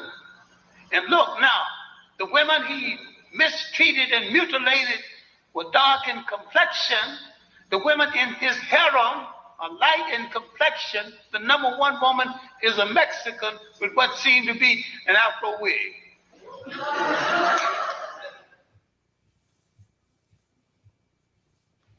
Dr. John Henry Clark stated that the number one woman is a Mexican. I don't have anything against Mexican, but for all those who talk that black talk, you know, I know some organization, Kwanzaa is their main thing. They are defending it, and they are not in favor of interracial unions. It was, I haven't checked their website for a long time, but it was on their website as part of some sort of statement. But Karenga is not married to a black woman. So I'm talking about their stance. It's not my stance, because a lot of people talk about Dr. Cheikh Diop. You will never find any writing of him saying that he is not in favor of interracial marriages. But that organization that celebrates and defends Kwanzaa and Karenga in the same breath, it is against their statement. I mean, it is against their stance to have interracial marriage. So sometimes people will criticize Diop, even though it was not his stance, because they'll try for everything. But for those who didn't know, Karenga's wife, with her Afro wig, is not black. It's just for the record. But like I said, my stance is not. I don't have any stance about interracial marriage. I don't have anything against Mexican. I'm just saying it for the record. It's like that that lady who was the head of NAACP, and she's actually of Caucasian stock, but she had that, she was doing her hair, so it appears like it's like biracial, stuff like that.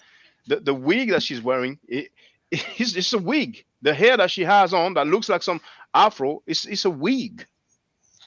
You know what I'm saying? So the other thing that I want to play is that one. Since I've been a part of this conscious community, sexual misconduct has been condemned and vilified almost unanimously. We saw the rise and fall of Dr. York. We had Hebrew Israelite, the brother by the name of Mighty Hebrew. He was convicted, I think, twice for sexual behavior against minors. He was widely condemned by the Hebrew Israelite community, but apparently forgiven by the Israelites, because I see him all over the place right now on everybody's channel. Another brother by the name of Nazi Yashavel, another Israelite, also involved in sexual misconduct with a minor. We have no idea where this brother is, but he's been sheltered somewhere by an Israelite group. He's been sheltered somewhere by an Israelite group. But yet those Israelites want to tell us that 3,000 years ago, 3,000 years ago, the Canaanites were mistreated. The Canaanites faced human rights violation. That the Canaanites were subjected to slavery, which is a biblical narrative. So why is this being put under the rug? But you will notice those people who dislike me, who say, he don't like anybody. You'll notice they're not talking about the people who committed sexual acts against minors. So this is the so-called conscious community. This is the Pan-Africans for you, brothers and sisters. They will not say jack about people abusing children, but they will criticize you if you're not Abrahamic. They will criticize you because you don't feel the pain and the empathy for the invaders of ancient Egypt. And to me, that's close to insanity. Where are you, Pan-Africans? Where are you? You want the link to get on the platform? There it is. Come and tell me that it's cool to defend rapists. Amun Min, no, that was a photo message. Okay. And Amun wrote that culture runs deep in America. It's not just in America, it's so many places. But in most places, you don't have groups of people who either work or claim to work for the grassroots that have rapists amongst their leaders. But Pan Africans do. And there's so many different cases. So for a long time, that's the number one reason why French speaking Pan Africans dislike me, you know, because they can get on too, but they know they won't. They know I know what's up. But now in America, some people are trying to normalize it. Some people are trying to normalize it. And I don't accept that. I don't roll with that. So so-called Kemetic people who celebrate that Jewish plagiarism of Hanukkah that is called Kwanzaa, not a good move.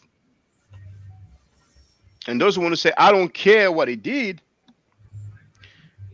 until I would have done some atrocious thing as torturing women or even doing worse, I better not hear one single criticism against me. I cannot stand when people criticize me or other non-Abrahamic people just because they don't agree with the biblical narrative or Islamic narrative. But then when people molest children, you guys don't say anything? Are you crazy? I mean, we have to put some sense into the brain of the conscious community members. That has to stop. It's not fly. Don't think it's fly because some PhDs told you that it's cool.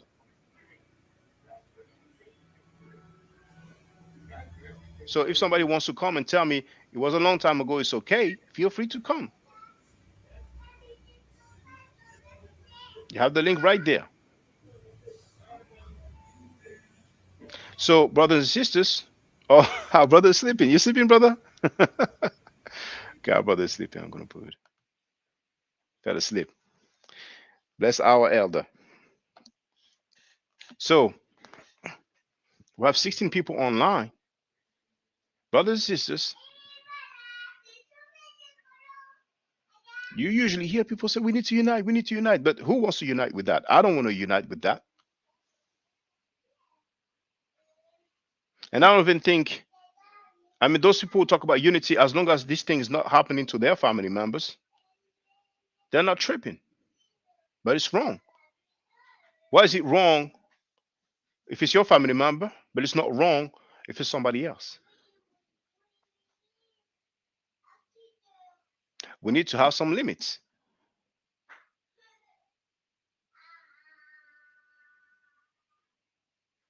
So we all have a voice and we can use it. When you hear those people, call them up on this. So I thought the debate was going to be yesterday. Apparently, it might be postponed up to the 31st, which will give them like a week to avoid talking about it. But after that, feel free to bring it up. You will notice that sometimes they will tell you, oh, that's not the topic. Because you have a lot of people like, oh, that's not the topic. That's not the subject. But eventually, you might get a chance to address it.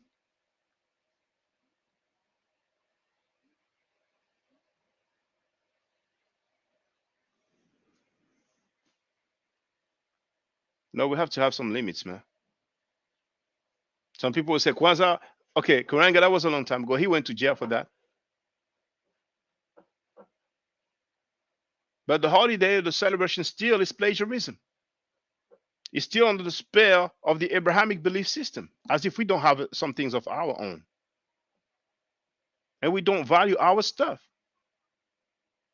And in the English-speaking world and in the French-speaking world, you have all those people who claim to be Kemetic.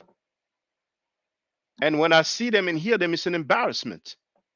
Now, regarding the decipherment of the hieroglyphics, the number one guy known for claiming he hasn't been deciphered, because he said so, he wrote so in his book 30 years ago, that's Walter Williams. Now, he's quite advanced in age. He's in his 90s. I feel like if he wants to have the discussion about it, he can holler at me. But I ain't going to be queuing and get to ask a question and be brushed off. Like, you know, the guy, the French so-called professor who shows some drawing from the Nubians and claim that this is a portrait made out of the testimony of the companions of Prophet Muhammad, which is really a fraud. I have the video, but it's in French, so you will not understand. You'll not understand, and I will have to translate as I go along. And I have done that already. I remember one of his followers, which is a groupie punk. Sorry for the AWS slip of the tongue. Excuse my French, pardonnez mon français. This guy said, well, go to his conference and ask him the question. I told him, you think I'm going to pay to go to his conference and raise my hand and ask him a question and he can answer any way he wants? He can brush me off and disrespect me. You're out of your mind. I made my video refuting his falsehood, and if he wants to holler, he can holler. So I don't recall Walter Williams ever debating about the decipherment of the hieroglyphic. And when I say debating, that's just at least equal time and a moderator.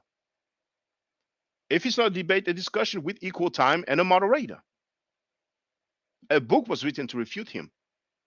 So I feel like since I'm familiar with the Meta Nature, other people know the Meta Nature way more or better than me, but amongst the so-called conscious community, I've been very vocal about it. Others have as well, but I'm willing to have that discussion. Reggie is obviously not qualified to have that discussion because, like I said, he said himself he proposed to be 3 against 1. 3 against 1, which shows that he's too weak and too incompetent to address the situation. The brother is all over the place. But people cannot have it both ways. Just like Chris MVP Harris said, you cannot claim a historical Jesus, but the historical Jesus has nothing to do with the Jesus of the Bible. We don't have the first name Jesus so far with all the sources that are mentioned. And if you were to ask for the writing, there's no original for it. So look at the day for the copies. And when we look at Kemet, we have records during the lifetime of the people that we're talking about most of the time. So for what reason people value all these things over the writings of indigenous Africans? So we have some anonymous and unidentified people who will always come and try to deter our people. But you notice they don't come in here. When it's time to have your face out there so we know who you are, so you are identified, they don't do that. Sometimes it might even be some of those leaders, because I know some people who are Pan-African leaders today, and I know they've been posting on the usernames, even pretending to be females. I know. They told me. They told me. That's what they used to do. So don't you think every now and then they will still do it? So some of them will try to cause confusion, being anonymous, and sometimes I'm wondering if they're trolling. Sometimes people come. I want to show you an example. I want to show you an example. That's just from today. Which video was it? Okay, it's that one. Let me show you.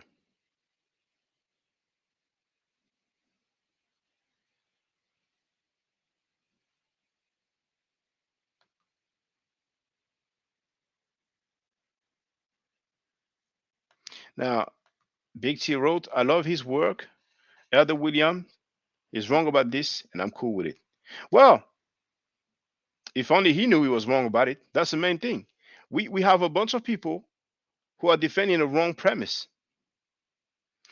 With the Ugaritic writing, the transliteration of the Ugaritic is just like the Medu Nature. We don't have the vowel sounds, except for the letter I.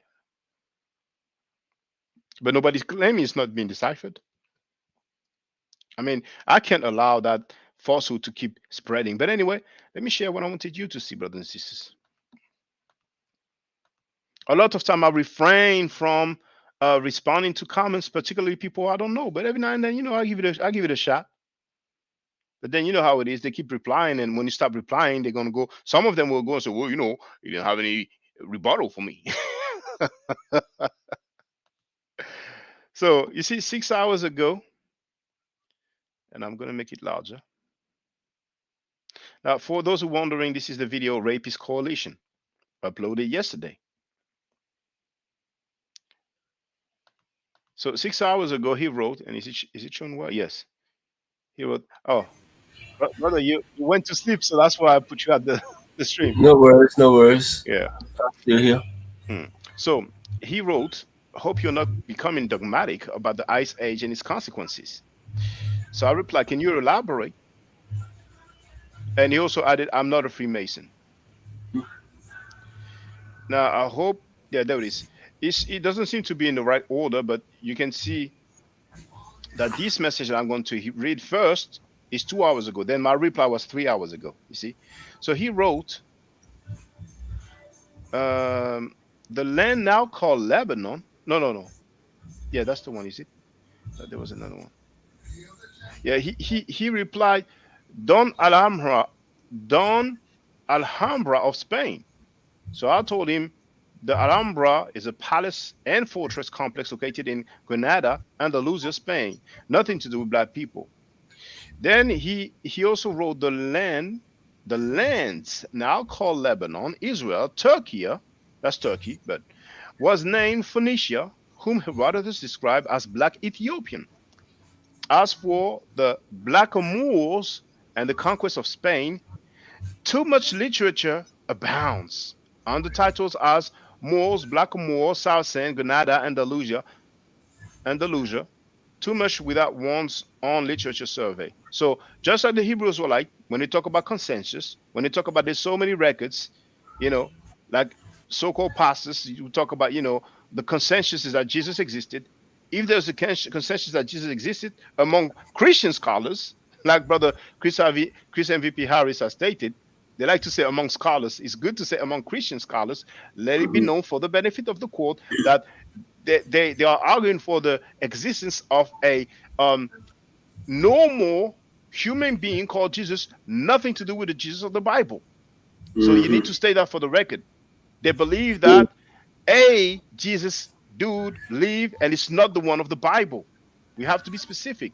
But anyway, these guys say too much literature abounds, but nothing is shown. No link. You can put links in the comments.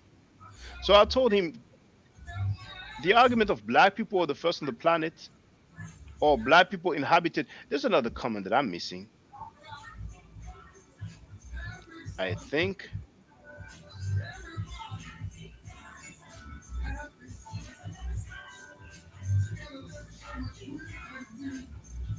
because he did mention everywhere at some point.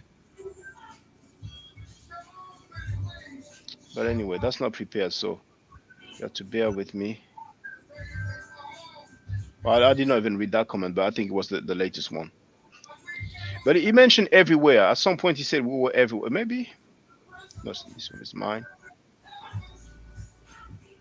Anyway, so I said this argument of black people were the first on the planet. Oh, Brother Elder, if you don't mind, can you mute yourself because you have some music in the background? Oh, sorry. Yeah, no problem. Yeah, that's my... So this argument of black people were the first on the planet, or black people inhabited everywhere, is not an evidence that the Canaanites of 1500 BCE were black, nor that the Arabs of the 7th century were black, let alone that there were some black Moorish rulers of Europe from the 7th, and I forgot to, from the 7th until the 15th century. You are welcome to disagree with me. If it be the case, then please show me those black Canaanites, black Arabs, black Moorish rulers of Europe. You see? So then he told me about, the land of blah, blah, blah, blah, blah, too much stuff. So then I told him, your sentence isn't logical to me. No disrespect to you, but Lebanon, Israel, and Turkey are not located in Ethiopia. Besides, how can Phoenicia be described as black Ethiopian? A territory, Phoenicia, can't be labeled as a demonym Ethiopian. Maybe you are just trolling. I really wondered, okay, maybe he's trolling. So I'm like, I had my share with this, But anyway, every now and then you have some people, they have so much knowledge in science, and they tell you there's so much to know. It reminds me of there's a sister I was in communication with. That was the MySpace days, and she was part of a group, so-called Afro Latino group or whatever it was, and she had some non-black in that group. So she was telling me, well, that person actually descends from black people, and she said, well, you don't know the history. I was speaking to a guy who was talking about the first Chinese dynasty was made of black people. And he told me, well, you don't know history. You know, when I heard what you said, I thought, oh, the brother doesn't know his history. And you have some people who like to throw stuff like that. Just like people would say, well, have you read that book? You say no. Oh, well, you don't know. The burden of proof is on who? Remember, brothers and sisters, my claims didn't start a few weeks ago, but a few weeks ago, I was inside of the studios for 3 hours, and you've seen and you've heard. Oh, the brother's sleeping again. You've seen and you've heard. You've seen and you've heard. Feel free to come back whenever you want, brother. So it avoids me putting back on it. Are you ready? So you've seen and you've heard all these people making claims. They could not substantiate it. And a lot of times what they're doing is some theological genealogy. Most of the genealogies that they're talking about is from the Bible. And other people, when it comes to this Moorish stuff, they have so many terms. So many terms. And once again, everybody's free. If there's a Moorish person, you have the link to get on the panel. Show me those black Moorish rulers. We have so many paintings from the period of time where the Muslims controlled or ruled parts of Europe. So we would expect that somebody would have painted the rulers, since they were painting damn near everybody in their mama. That's one of the greatest hoax ever. Black Moorish rulers of Europe is one of the greatest hoax ever. But a few years back, you couldn't say jack. And what would they do? Mention Dr. Ivan van Sertima and mention Runoko Rashidi. And when Walter Williams will make his transition, there's oh, when he was alive, nobody refuted him. So you heard the brother Haile, the brother Elder mentioning Hebrews like lately, lady, and Chris MVP Harry mentioned her as well. I didn't see it, but she did a live stream explaining how the earth is like 6,000 years old. Pan-Africans will be cool with that because Pan-Africans, that's a bit of everything. Whatever you want to cook, you cannot have too many ingredients.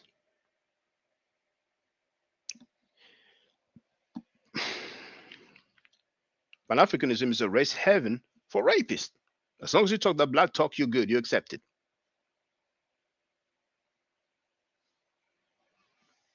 That's too much for me, man.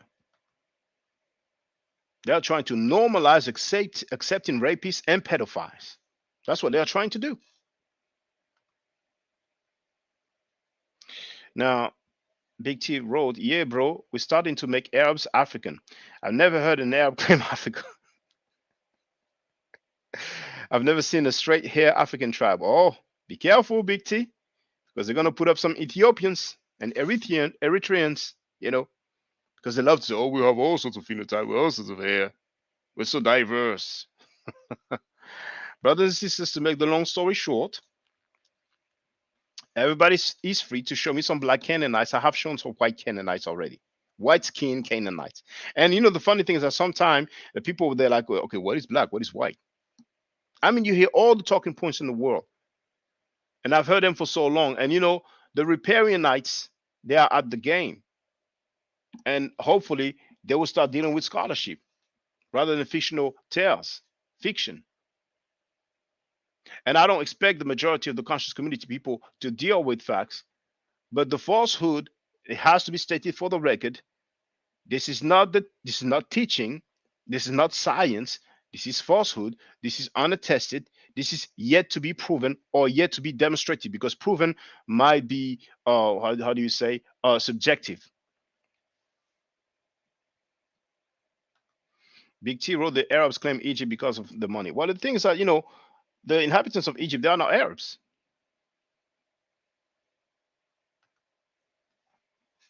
Just like the inhabitants of North Africa are not Arabs.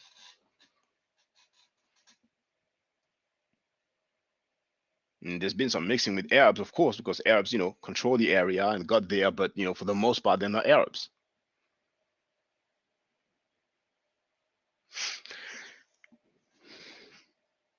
I urge people to look at a map, a world map or map of the so-called Middle East, the Levant and so on.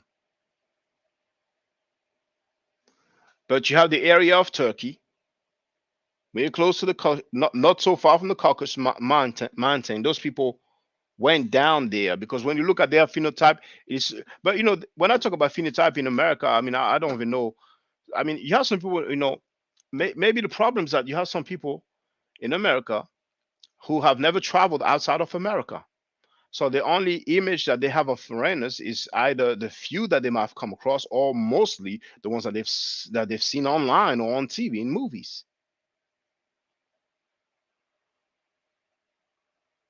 Because when I hear some people in America talking about the inhabitants of the Levant, you would think like everybody's dark over there.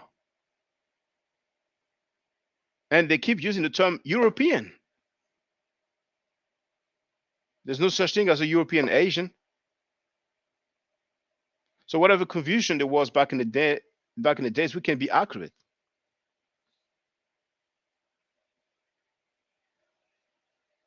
But their phenotype is similar. Not only today, but when you look at the artifacts, archaeology, which is a scientific field, it's an academic field. You look at the remains, they have the same phenotype. They have the same phenotype. It's the same people. When I say it's the same people, the same stock. But here we are doing cultural appropriation because people fell in love with some theological writing, so they want to put themselves in the mix. That same guy who told me the first Chinese dynasty was made up of black people, he said that Dianetics comes from us. And when he said us, he means black people. You hear it all. You hear it all. He said that on tape. That's in French. I can play, but you will not understand for most of you. He said Dianetics come from us. You know what he actually said? He said that Prophet Muhammad had dreadlocks. And you know who taught him that? Is a French-speaking person of African descent. I'm not sure if he was born in Africa, but he lives in Africa now. And he's a follower of Father Muhammad. He taught the dude that Prophet Muhammad had dreadlocks. But the conversation is in French. Oh, I used that clip so much. I had fun with that clip. The guy just made a fun of himself, stating that Prophet Muhammad had some dreadlocks. Bro, a lot of these new Ethiopians don't claim to be African. They are Arabs with a different tint. Oh, I'm not sure about that. Now, R. Stallworth wrote, that's it. In the US, we are isolated. We don't know other than what we are told. And I understand from back in the day. You see, there's one thing with the Nation of Islam. Elijah Muhammad thought that there were no devils, like they used to refer to Caucasian people, in Mecca. And what a surprise for the Nation of Islam members who traveled to Mecca and they saw that there were some white people over there. How many people did you think traveled to Mecca coming from the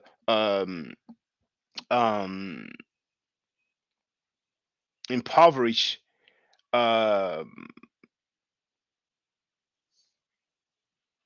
areas where black people used to dwell?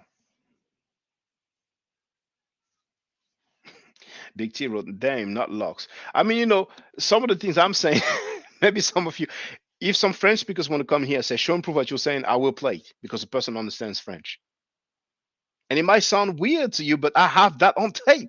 The guy said that Prophet Muhammad had dreadlocks.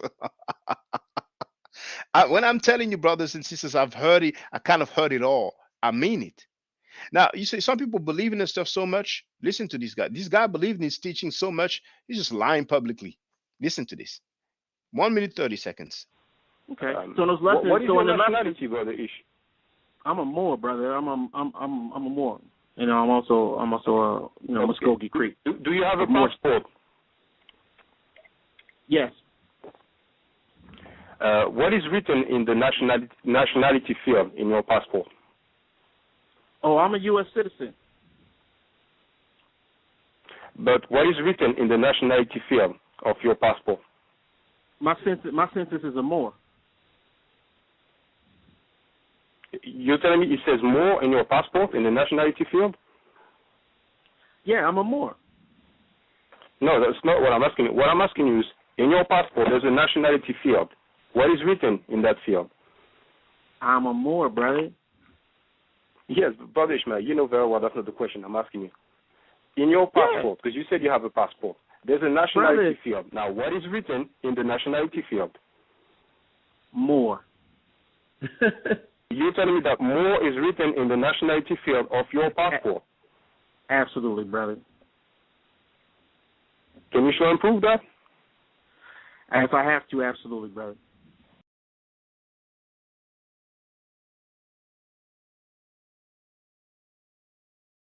That was 2011. I asked him, can you show and prove that? And you know what he did?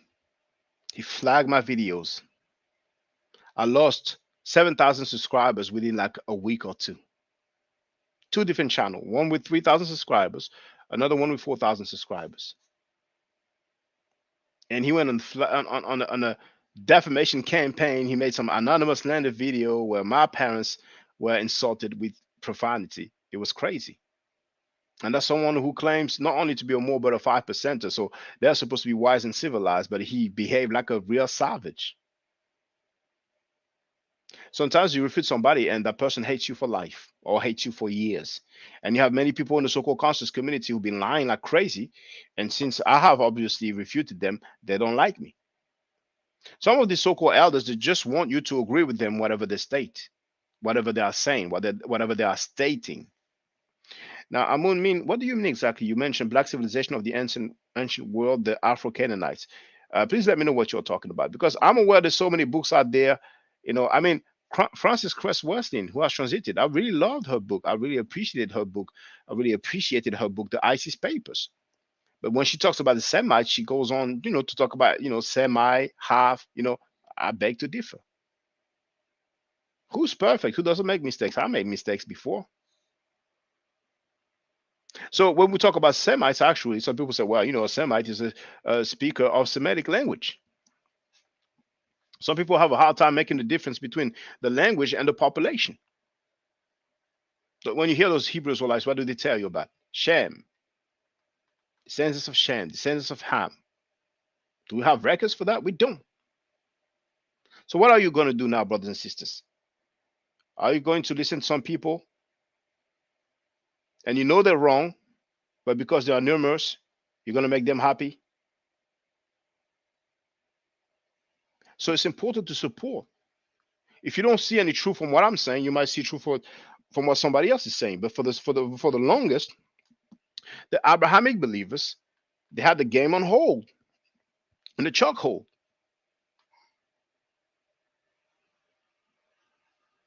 And that excerpt that I played was Sinetta explained how Reggie gave information to the Hebrews to go against a Kemetic person. That video is called HOK, Church of Garfield, and then there's some other stuff in the title. Church of Garfield. Don't be amazed, don't be surprised. It doesn't surprise me. It doesn't surprise me. Some people are saying that black people are no longer following the Abrahamic way of life. Don't you think they will have some people on their payroll to try to go against that movement? I mean, they have that paper. They do have that paper. As a matter of fact, Garfield stated himself that he paid some Caucasian, some people of European descent to go against Jabari. Others did not necessarily go against Jabari, but they went on his platform. Do you think they got there for free? Where do you think the paper is coming from? Now,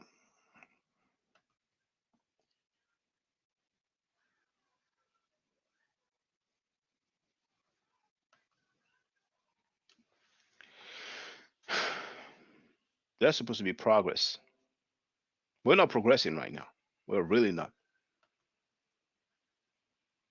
And for a lady to go live on air and explain how the earth is like 6,000 years old, is that progress? Saying that guy raped a woman, but that was a while ago, so it's cool. Saying these guys sexually abused underage girls, but that was a while ago, it's cool. Are we gonna get somewhere with that mentality? So really, after a week, I can't wait to hear Garfield and Reggie and all the people around Garfield, all the Power Rangers that are usually on Garfield's platform when he's live streaming. All these guys, I don't even need to say their names. The repairing us, the monkey moderator troll, unless they like it. I want to hear them monkeys stating for the record how they feel about people who sexually abuse children. And for those who don't know what I'm talking about what their own homie, their big homie, have stated publicly. Since I've been a part of this conscious community, sexual misconduct has been condemned and vilified almost unanimously. We saw the rise and fall of Dr. York. We had Hebrew Israelite, the brother by the name of Mighty Hebrew.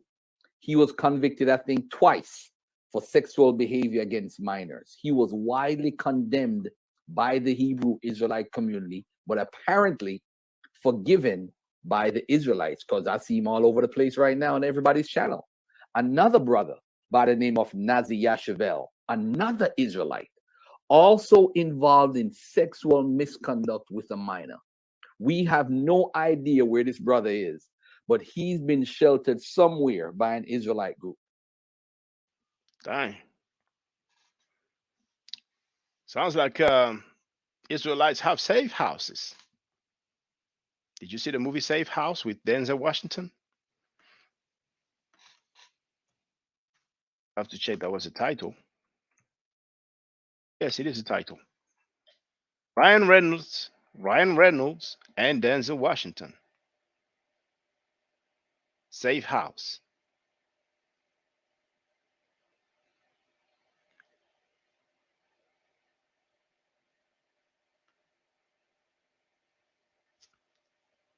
They can molest underage girls, sexually abuse underage girl.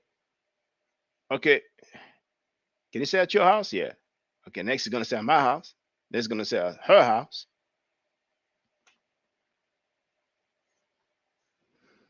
And then they're gonna give moral lessons and cry about the fate of the Canaanite invaders. And this about a female dog. And this about a female dog. And when they're live streaming, they have hundreds of people on their platforms. Dang. I mean, damn, and that's something. The nerves. You notice they ain't here though. They ain't putting up. They always want to smoke with everybody until we hear. Until we hear. Link there. I won't be too long, but just for the record, just in case.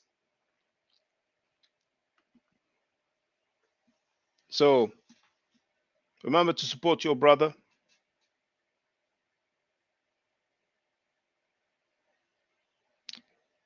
If you support me with $1 a month, that's $12 a year. If you do that for 10 years, that's $120. Or you can go and buy these status correction packages and be a part of the MSTA and whatever other Moorish organization. Status correction. So you can have your nationality, which is unrecognized. I have a video about somebody who's a so-called Moorish person and talks about a buffer and talks about so many different things. And every now and then I get comments of people who basically criticize me for not understanding. If Moorish was a nationality, then on the passport we will see it. It's not a nationality, it's not recognized. So when you hear all those smart brothers who like to quote the Black Laws Dictionary and different laws, different codes, UCC, blah blah blah blah blah blah. Let it be known for the record That even though they claim that they have a nationality, that they are sovereign, they are not sovereign. They don't have a nationality. And as a matter of fact, many of them are in jail right now because they took over other people's property claiming some sovereignty. Even the book, The Golden Age of the Moor, look at the depictions there.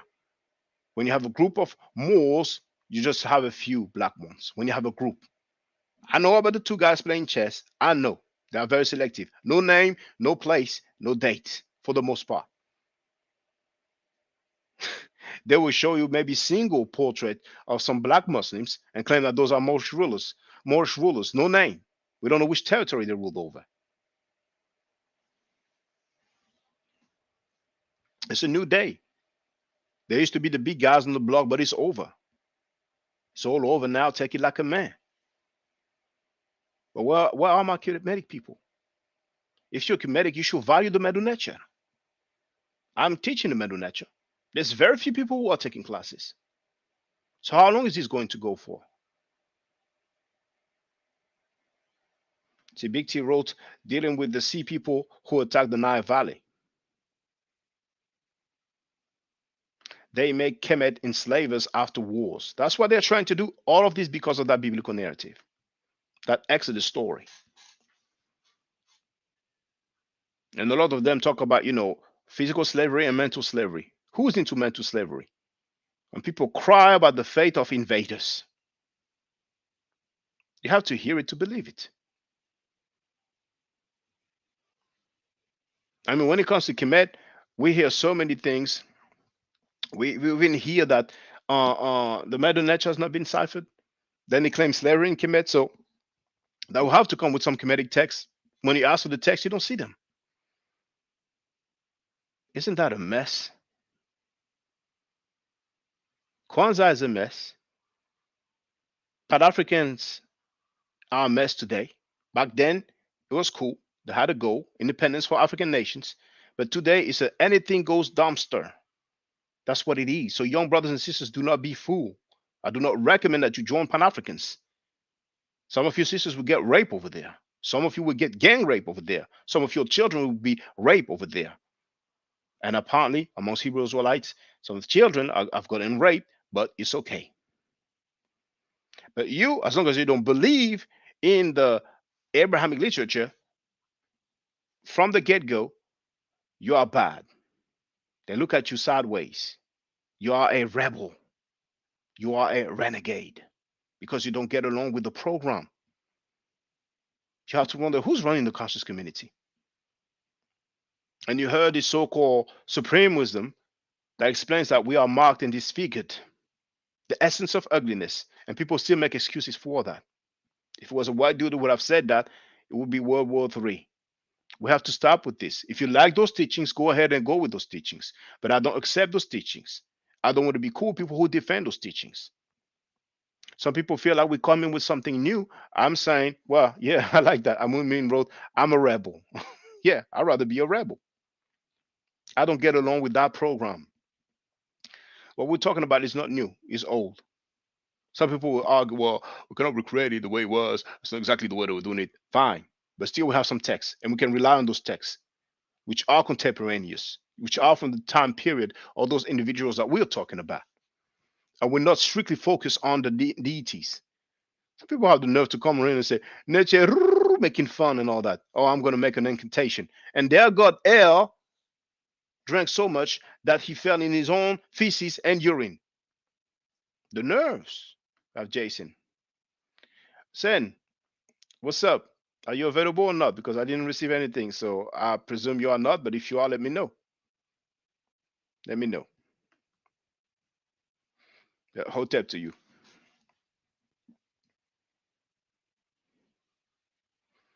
So remember to support your brother. You have the link here to become a member of the channel. We can progress as a people. But for all of you brothers and sisters who are not out there publicly, the least you can do is support your brother.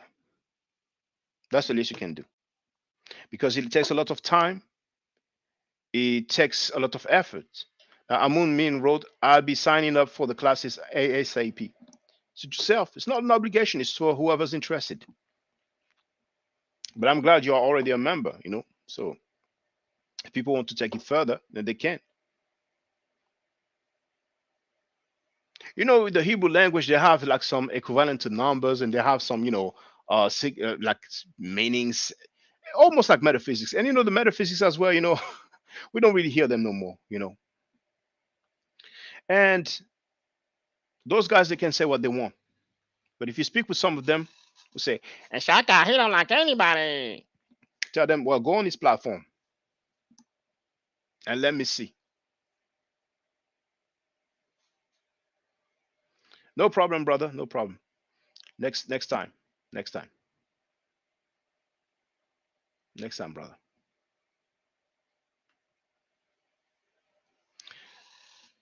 It's very important. Now, some people are trying to, you know, make fun of when I mention donation. They say, "Oh, begging. This guy is begging." Hey, like I told you, we have some of those people. Some of them are leaders of organizations, and they will create usernames and talk smack with those whack talking points. You understand what I'm saying? So they will use terms like that because the Abrahamic believers, you don't even have to tell them to support. They support, even when they know that people sexually abuse children. They still support. They don't care. They say, "I don't care what he done. He says some nice things. He says some good things." That's their mentality.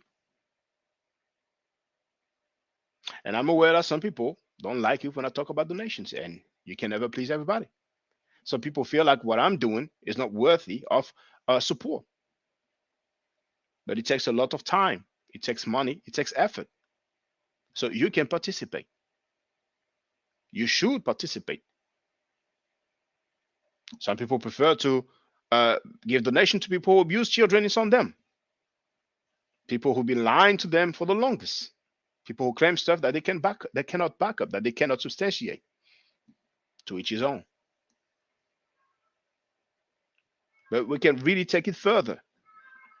And sometimes, and you know, whatever I'm saying, I hope that nobody will take it personal because most of the things I say, I've been saying it for years. It's just that because I lost so many channels, some people couldn't follow what I was doing anymore. But I've been saying it for years. And I've been speaking to people in many different countries. Some of the things I'm saying, I've said it in Haiti. I've said it in Florida. I've said it in France. I've said it in England. I've been in many different countries.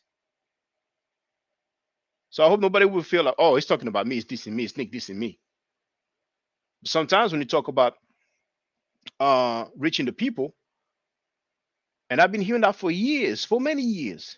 Some people say, well, we need to do it this way so we'll reach more people. We need to do it that way. Like sometimes I talk about people who say, well, can you make a presentation, a PowerPoint about that? And I'm like, do they even realize how long it takes to make a PowerPoint? I work full time.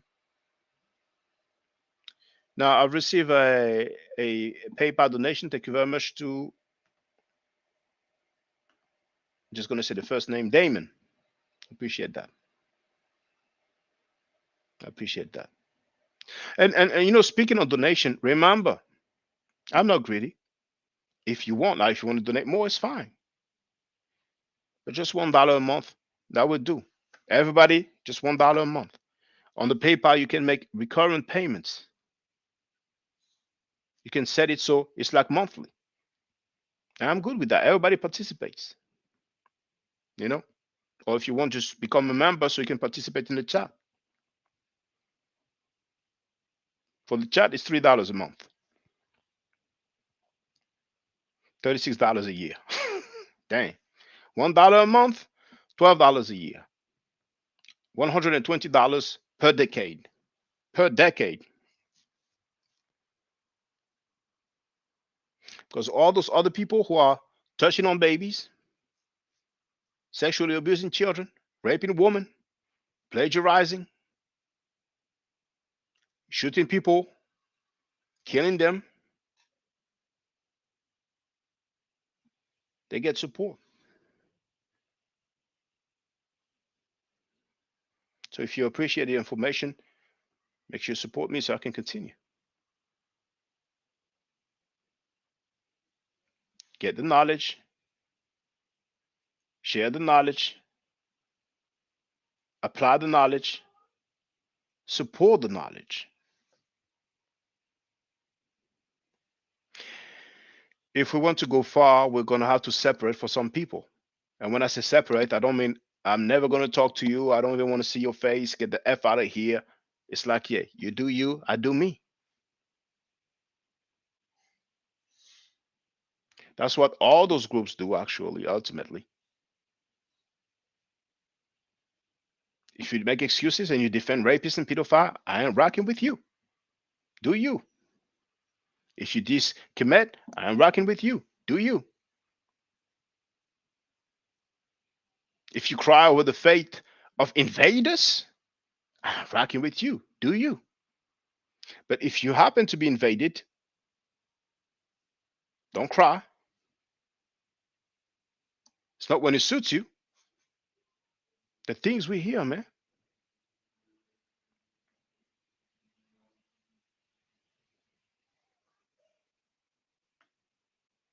For those who just arrived, we have to hear it again. And actually, you know what? Hold on. I'm going to stay for a little while. Now, we have some so-called radicals. Some people, you're saying out loud what we're thinking. He ain't scared to say. Some guys make a living.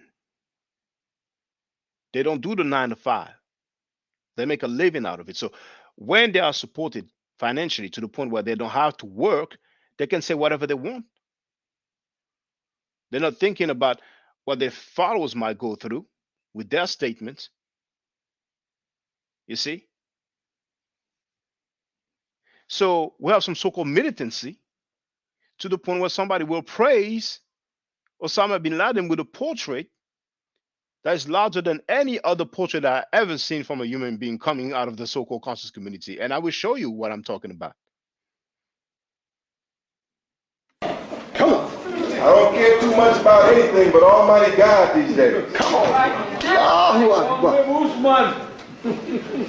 Let's talk about this brother. Yes, sir. Come on. Because he's a bold man. That's right. Yes, he is. Let's talk about this brother. Alhamdulillah. Sheikh Osama bin Laden. That's right. Mr. bin Laden. Gotta give him his respect. Got to. He's not bowing down today. Ain't seen him cutting the tap dance. That's right. Dance. Today in the world, Mr. bin Laden is standing up. That's right. There's a man born over in Arabia that's standing up and he's bringing reform to this world, Mr. bin Laden. Well, you're not supposed to say these things about him. Come on with it. I thought I had free speech. Come on. Mr. bin Laden, Al-Qaeda, the Taliban. I don't know whether Mr. bin Laden had anything to do or not with the September 11th attacks. I don't know if I can trust these tapes that the government puts out. Come on. And they want you to hear the whole tape, allegedly where he confesses, but the other tapes that he puts out, you can't hear those tapes. Check it out. I don't know about believing in the credibility of a government that puts out false information and knows how to fix up the videos and with the tapes and make them appear that they're saying. I don't know if I can trust J. Edgar Hoover's people. Come on, that's right. Ain't no way. There's a Muslim that is standing up. A Muslim, and for those who say he's not a Muslim, I tell them to please shut your mouth. That's right. Shut up. Because when Mr. bin Laden speaks, he speaks from the Quran and the Sunnah. And logic and reason. That's right. Those are his 4 points. The Quran, the Sunnah or the Hadith, and what? Logic and reason. Let's give him a hand, man.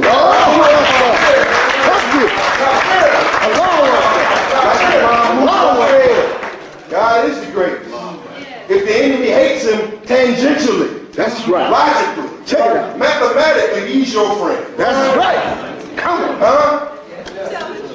If he got Bush shook up, got him shook up. Huh? If he got Bush shaking and quaking, if he got Rumsfeld shaking and quaking, he got to be some kind of friend of yours or mine. Check it out.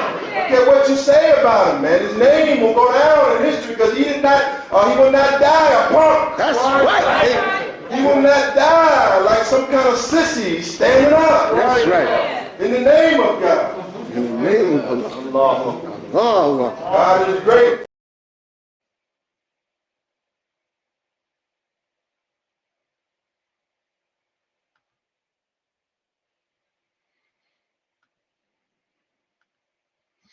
And you know the funny thing? Let me check that you can hear me.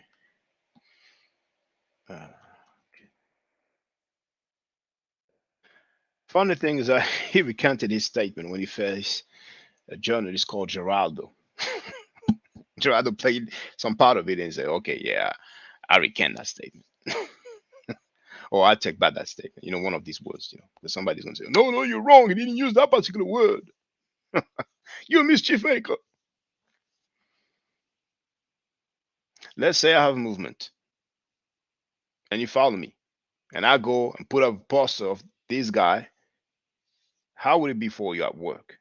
How would it be you regarding your friends and family? Would it be fly? That is so-called militancy of always defending those individuals, even when they are enslaving our people. There's slavery going on in so many different parts of the Arab world. Then saying jack about it. You have to make some choice at some point. Remember in the 70s, the NOR received at least $3 million. Dr. Khalid Abdul Muhammad himself said that he received $5 million from Gaddafi. Can you imagine how many other millions were given in between? Some of you might not know that the Nation of Islam has officially allied with the Church of Scientology. So I'm going to demonstrate. Guess from who? The leader of the organization. Let's hear it from the horse's mouth. Scientology to learn. That's right. Okay, they can hear. Yes, sir. They'll be able to hear it good through the region. Okay, then run the tape, please. I found something here.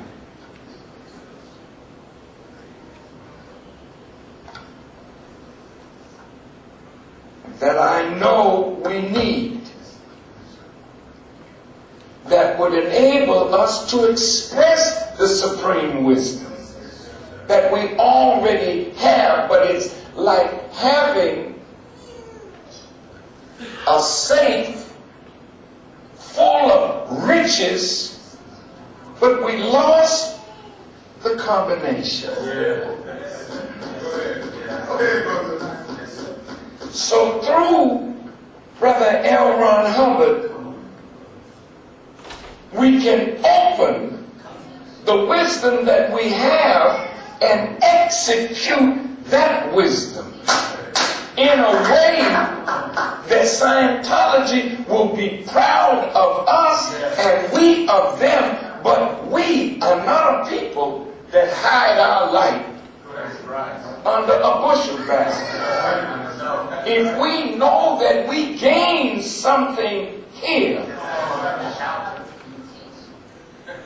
we're not the type of people that are ungrateful for what we receive that allows us to be better than what we are. I believe that Master Farad Muhammad knew that a meeting was going to take place like this. I don't know whether he met Brother L. Ron Hubbard, but I believe there was some contact. Scientists are like that. They meet in small little groups and they talk.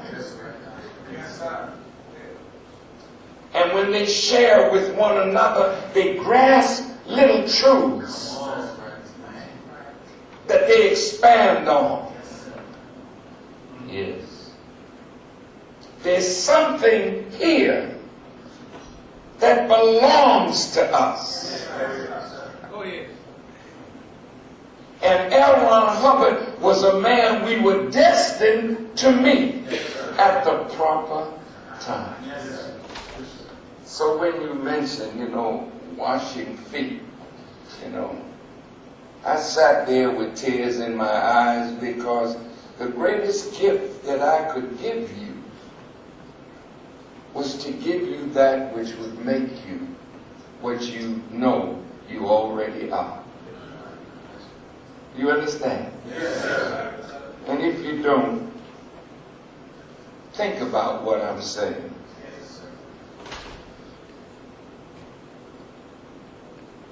The greatest gift that you could receive after the supreme wisdom is the technology that will allow you to manifest it. And that technology is here.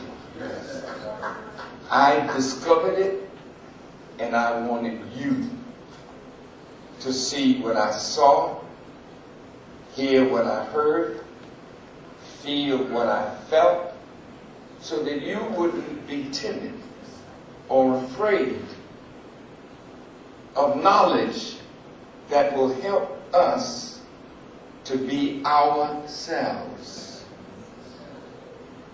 And so I invited you. And as I watched you relate to each other tonight, I said every believer in the nation needs what you experienced in this week. Nobody can lead in our nation until and unless they become clear.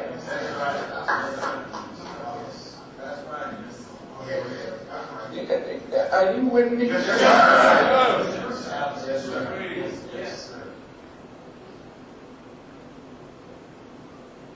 We have no school of theology. We just study the word and do the best we can, but the time is out for that. Everybody has to be qualified to have a position or post in the Nation of Islam.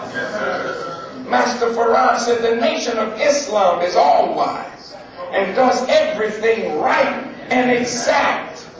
Mistakes shall not exist in the nation. Meaning they'll be made, but you wipe them out by doing better. So I am grateful that you came. And now, as I see, my time is coming. Whatever that may mean to you. If I could leave you with a science and a technology that will open up the wisdom that you have quoted for years, but when you look at accomplishment, wisdom is known of its children. It's not what you say, it's what you can produce. So I hope, as Brother Shane had said,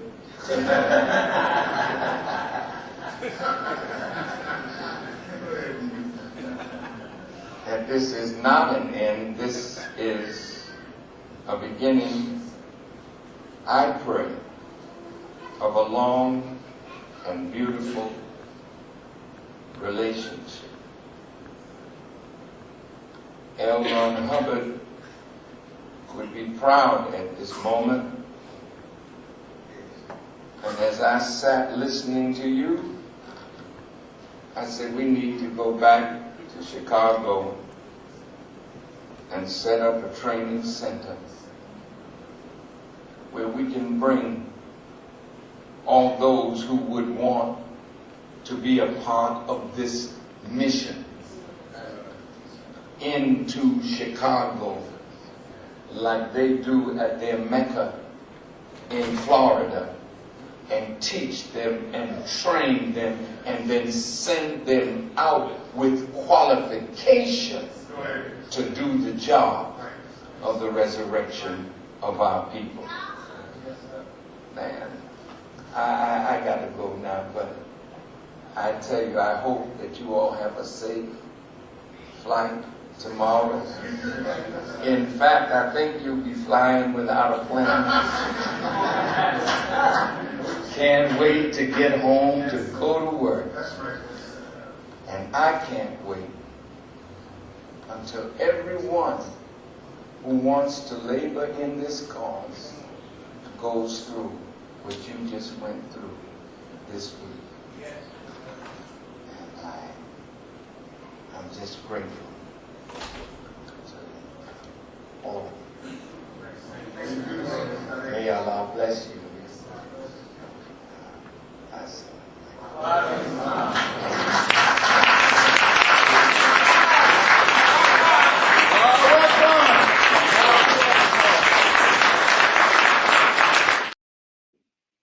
So some people will say, well, you know, it was taken out of context. We didn't have the full thing. Just like that excerpt where he talks about we are marked and disfigured. Malcolm X was killed because he talked about, and you know what some people fail to say is that some people like to say, well, he talked about Elijah Muhammad's private lives. He talked about Elijah Muhammad's private life. Like that's a justification for his killing. But a lot of people fail to mention that attempts were made on his life several times, not just the house bombing.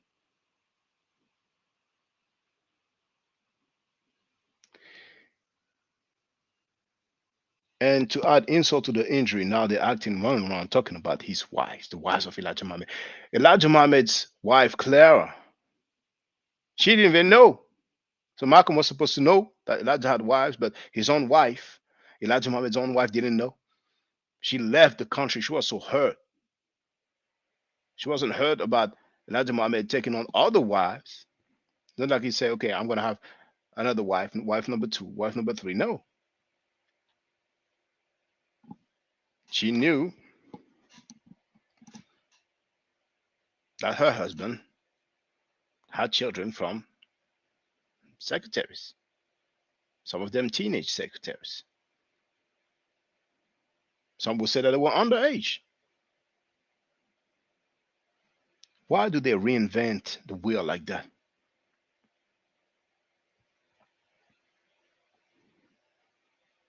Lying on Malcolm so many times.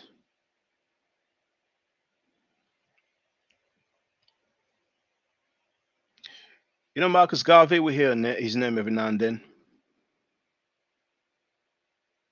But not that much because his movement is no longer as important as it used to be. And sometimes you have to wonder with Malcolm X what it's going to be. Farrakhan said, L. Ron Hubbard is a man we were destined to meet. If it was the case, then when L. Ron Hubbard was alive, then he would have met with them. Dianetics, that's the Church of Scientology. It's a program of the Church of Scientology. Some people have been slick enough to try to make a distinction between the two.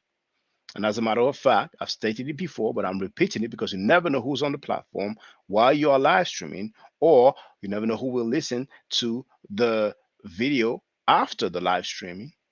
It was first called Dianetics.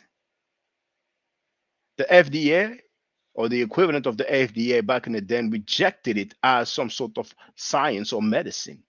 Then he founded the Church of Scientology. So now it's cool to be a Scientologist. I know some rappers are into Scientology, but sometimes people will join any movement if you give them enough paper.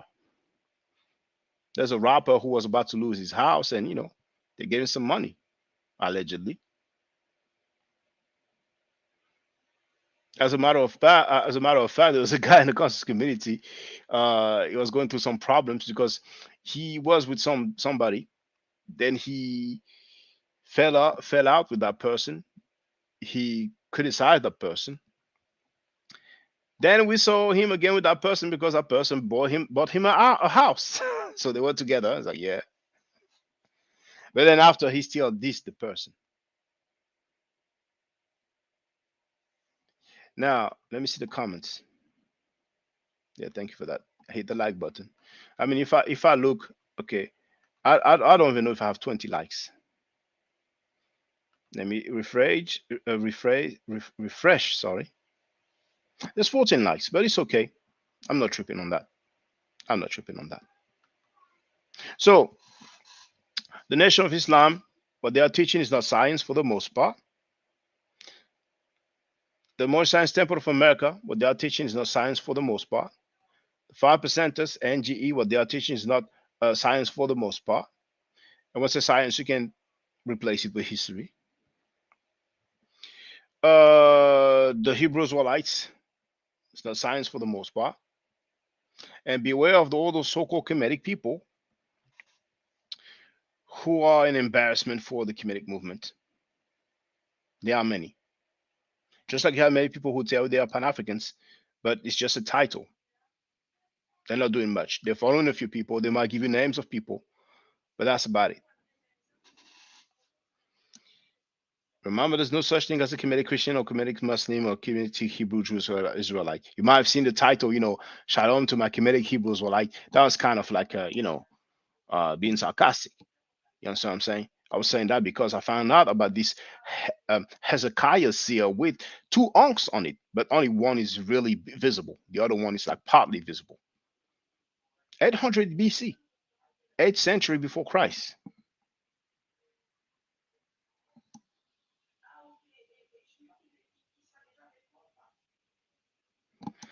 So I don't know it all, but feel free to check with me when you hear somebody make claim, because a lot of time you have more talking points than claim. You have more talking points than claims, and because they are numerous, sometimes they try to act like they have some legitimacy, but really it is shaky. It is not solid. It is really messy. And we have some people, it's just they can't help it. They want to be cool with everybody. And people like that are not individuals that you can rely on. Because those people you will bring, the people who molest children, they'll still find some way to come up with some excuse.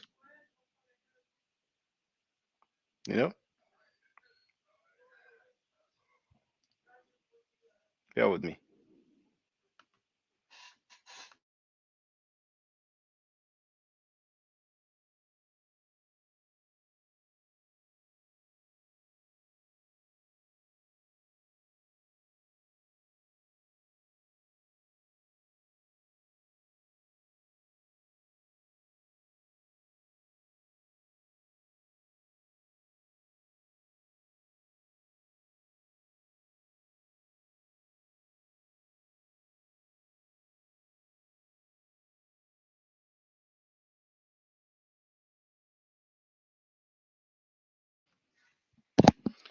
So I don't know where I was, but um some people can't help. They want to be cool with as many people as possible. It's crazy. Not agreeing with someone doesn't mean that you're against someone. If you go to the Hebrew Israelites and you're a Muslim, it's not going to be compatible. If you are a Muslim, if you are a Hebrew Israelite and you go to the Muslims, it's not going to be compatible. They talk with you, they be cool with you, but it's not the same doctrine. The Pan-Africans would say things like, "Oh, it's all us. It all comes from us because it was a black man first on the planet. Black man was everywhere, so that was us." Abraham was black, Moses was black, Jesus was black, Muhammad was black, everybody was black. That's not historically accurate.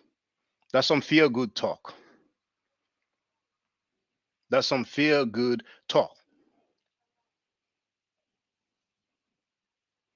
We can do better than this. Now, I'm giving middle nature classes indeed, but if some people want to talk about other stuff, they can, take the opportunity. I'm fine with that. If they want to talk about history or other stuff, methodology, we can talk about it. It's fine. But it would be good if I had some other people on point, on game, who could do the same. There's not many other people online who are sharing the information. And I don't expect you to mention different organizations like I do, because, for some it is so sensitive, At the same time, you have people who've been, dissing so many Kemetic people, so many elders.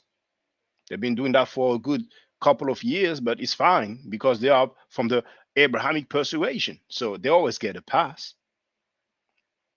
So I don't expect you to be like me or to do like me, but some things could be addressed. And I cannot do it all by myself. There's sometimes some people who act like you've heard earlier, and like I'm not doing stuff for the community. You pay taxes so the government will deliver some services. The politicians, they get paid um, to also provide services and to manage some areas of the society.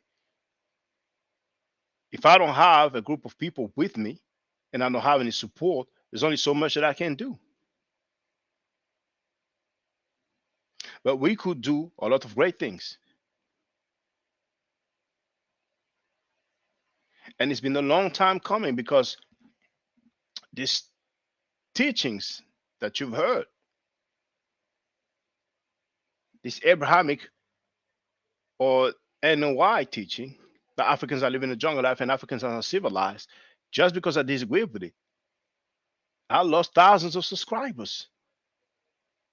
I lost several accounts. And I had to start from scratch again. That takes a lot of time, a lot of effort. And that was then, but we will be so far now. But it is what it is. We don't need to be so many, because the people who teach that the world is like 6,000 years old, I mean, they can be like 3,000 of them. They're not going to go far. They are not going to go far. But all those who claim to be Kemetic, why don't you value the culture? And you have all those people who talk about Kemet like, oh, everything didn't come from Kemet. Who said that? And they claim also, we don't come from Kemet. Fine. Do we come from Canaan? Do we come from Arabia? Those are just talking points. You like a civilization or you like a way of life or society, you have the right to follow it. When somebody's Christian, do you ask him, oh, are you from Jerusalem? Are you from Bethlehem? Those are just weak talking points. And I'm tired of hearing those talking points. And you know why they keep saying those talking points? It's because it works. Some people are just weak or not seasoned. And when they are told those talking points, then they melt. They are shook. I wish that stuff was tomorrow, man. I didn't even know. Because it's been going on for too long, man. It's been going on for too long, and the dude is going to get crushed as expected. It will be nothing else. And a lot of people who've been gassing him up are not going to be by his side. It's going to be real sad for the dude, man. I have never seen some people who come on I've never witnessed anybody coming on the scene for like a couple of years or 3 years and act like they're some of the top person. So there's going to be a reality check. There's levels to this. There's levels to this, and the arguments that I heard, I mean, man, it's just so sad. And the dude is not even by himself. There's a whole team behind him. But we'll have to wait another week. I want to see if they've changed the date.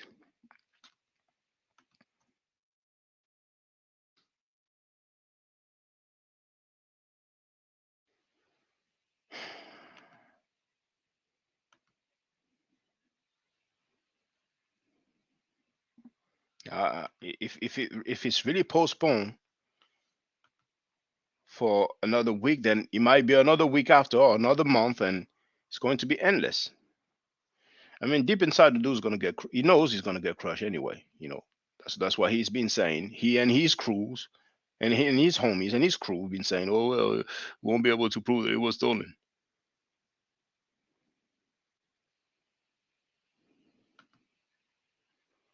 But they should make an announcement, though. See, it says December 24th, and I haven't seen any upload to say that the time has changed. That's the least you can do. Once you know that there's been a change of time, then you just inform the people. Who knows? Maybe that's coming later on today. Did anybody else hear that the debate is going to be postponed?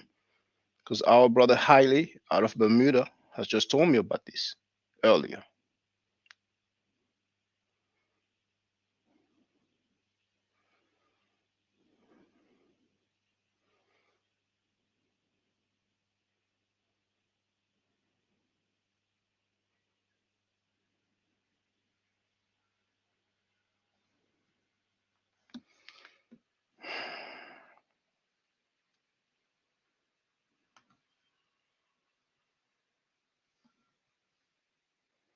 I mean, Road, that's what I'm saying.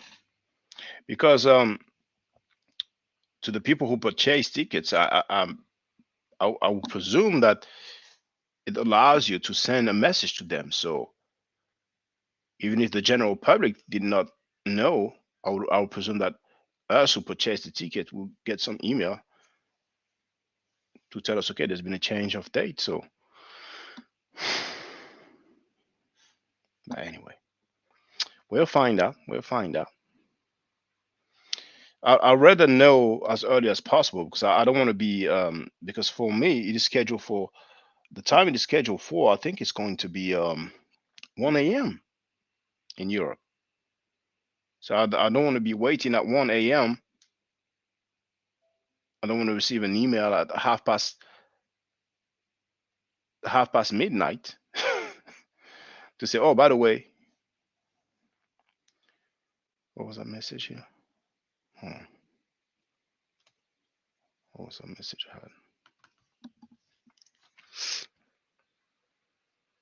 had? Okay.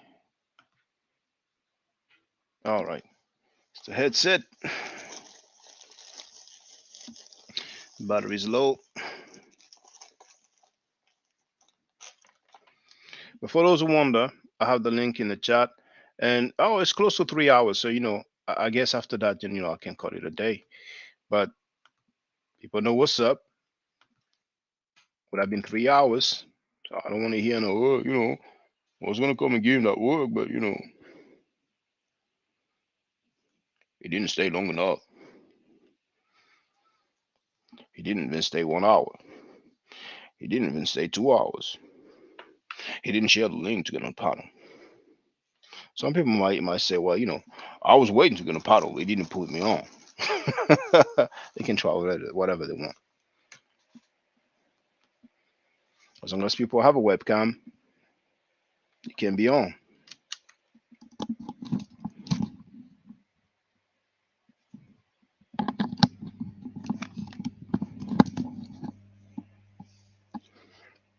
People will come to the community and lie without a shame, without being ashamed. Talk so much falsehood, man. I've heard so much falsehood over the years. Sometimes I will listen to somebody online and the person will be accurate and I'm like, that's new, that's refreshing. Because a lot of time, you have so much falsehood. You actually hear more falsehood in the conscious community than accurate stuff. And it's a shame. It shouldn't be that way. It really shouldn't be that way.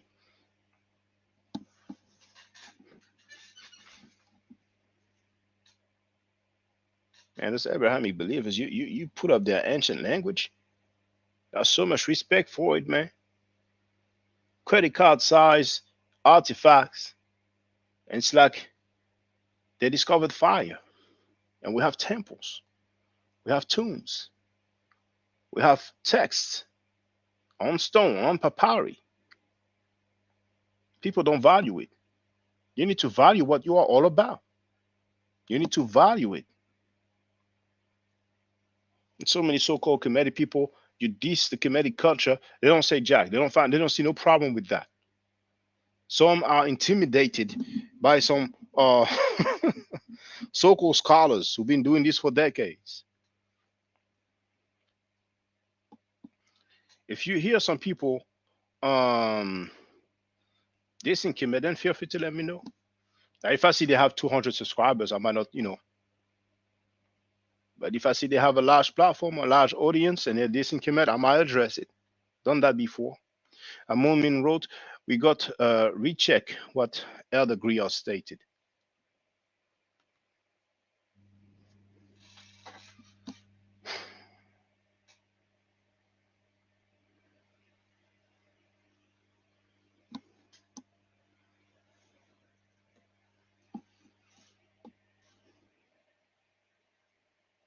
I don't care what he did.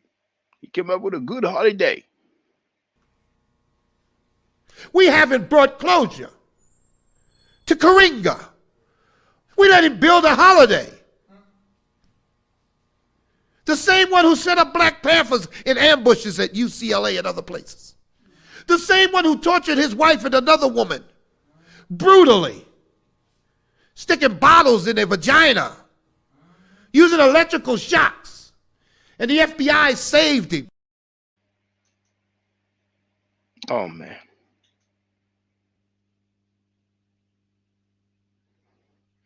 Have you heard about Gandhi? You should look up Gandhi. Go on a search engine, type in Gandhi and children. You might be surprised.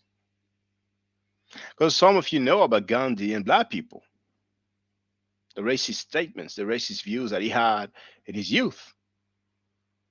But you might get to read about Gandhi when he was not a young person.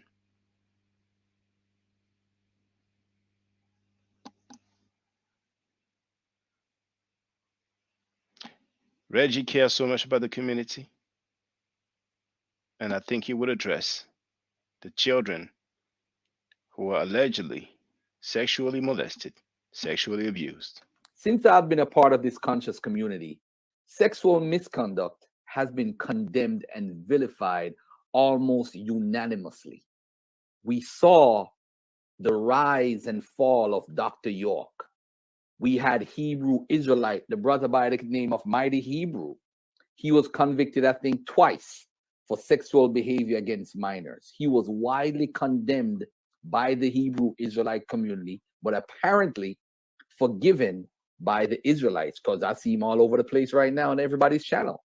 Another brother by the name of Nazi Yashavel, another Israelite, also involved in sexual misconduct with a minor. We have no idea where this brother is, but he's been sheltered somewhere by an Israelite group.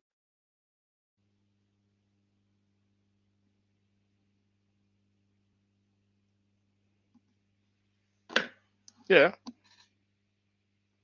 Those people have so many moral lessons. We'll see if they care about the children. I care about the children. The nerves. You see, there's a brother I really respect, Babylon Don. The first time I spoke with him on Scientology Studios, when I gave the free middle nature class, he told me, I'm disappointed at you, brother. But he came on my platform, we spoke, and he's now a member. If you heard about me from other people, feel free to come and tell me what you've heard. Because we have some people like that who either sexually abuse or rape children, or sexually abuse or rape women, but yet they're going to tell you that I'm a bad person because I don't believe in the same stuff that they believe in.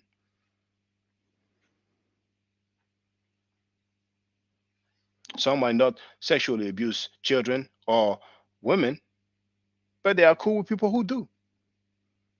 It's okay. They don't mind. They might say we all make mistakes. They might say nobody's perfect. Oh man. Raping is accepted by Pan-Africans and the conscious community.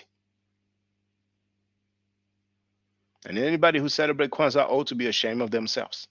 They are not in a position to give any more lessons whatsoever. Because when it comes to the character, the morality is messy. When it comes to the so-called celebration, it's plagiarized. And lately we've seen that many people have promoted plagiarizing. Some actual scholars also didn't have anything to say against it. So messy. So messy. I mean, we look bad as a whole, man. Plagiarizing is not cool. Some people like plagiarizing because it's easy for them to come up with some material because you just copy here and there and that's it. That's not the way to go. Some people just love the easy route so much that they would just take here and there, and act like it's cool. And we have some people from the conscious community that celebrate that. Some people from the Pan-African community celebrating that.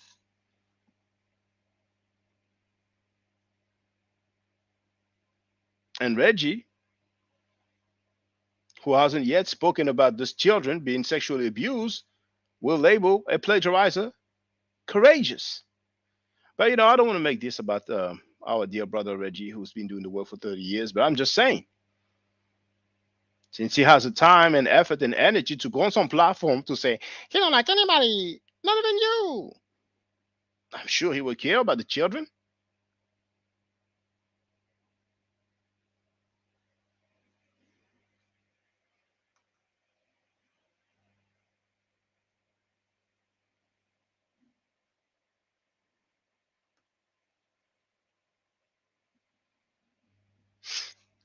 Should I call it a day, brothers and sisters? If you have any questions, feel free, by the way.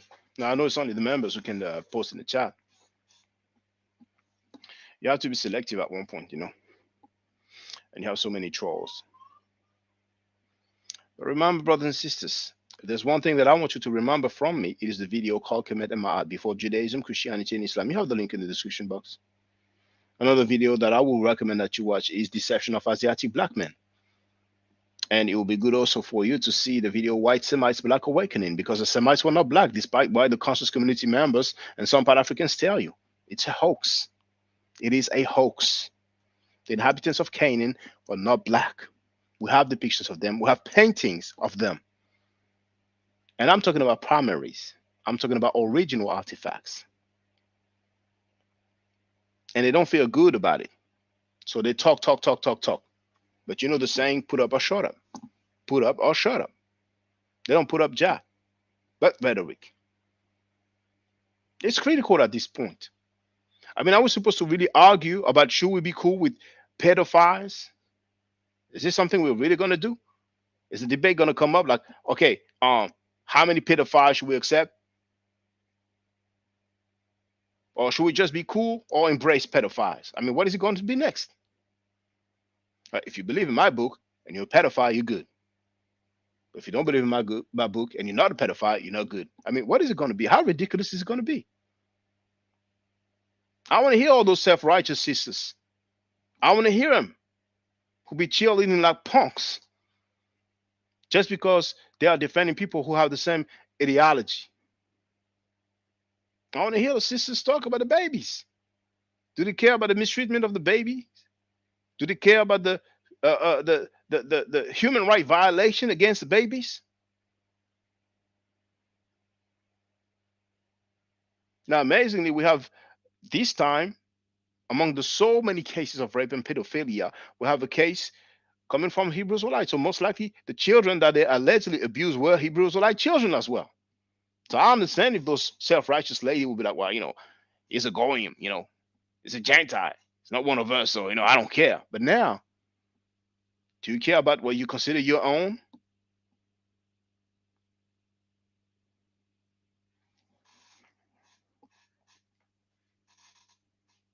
Man, this has been going on for years, man. This has been going on so years. If you knew how many cases of rape and pedophilia there is, man.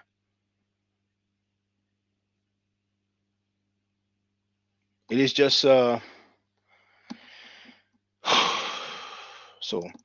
the teachings are messy. So-called knowledge is messy. The behavior is even worse. People are fence riding like a mofo. People are not solid. Committing treason. In other groups, they will call them traitors. But that's kind of a strong thing to carry. And some people are going to play the victims. But they are committing treason. All of this is all good. In the name of Pan-Africanism. In the name of the conscious community. It's not flawed at all.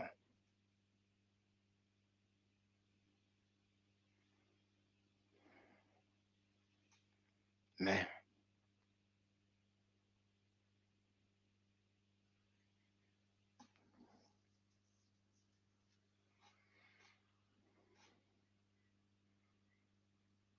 I bet they don't like that kind of discussion. It's a bit hard, isn't it, brothers and sisters, for them to come on the live stream and explain to us why we should just give a pass to the rapist and the pedophile. It's a bit difficult, is it? Now, if I don't require the webcam, yeah, but they know I'm requiring the webcam, so they know they will not get on the panel. It's going to be a bit difficult, but that's what they've been doing for years anyway. That's what they've been doing for years, man. I mean, when I remember that Pan-African, that the leader of that Pan-African organization, so-called Kemetic organization, celebrated Kwanzaa, and the dude talked about initiation. When I talked about the torture that those women went through, oh yeah, but in Africa, they do some initiation. Anything that pops out of their brain to defend the indefendable. Oh, I spoke to Kerenga. He told me that was Contel-Pro. All right, okay. That's like the good dude to say, oh, I showed my degree to such and such. I showed my degree to such and such. He showed his degree to everybody on the planet Earth, but never publicly. The book is public. The book is not private. I mean, how more messy can it get? How more messy can it get? Even when they are busted lying, they talk smart. And they want to vilify you. And we're talking about grown men, mature men, who are parents. But in an ecosystem where rape and pedophilia is swept under the rug, somebody just saying a little lie here and there, what is it? It's nothing. Because it's always more important. Our people are dying. We don't have time no more. Remember what the person said in writing in one of the comments. There was a new Berlin conference going on. There's always more important.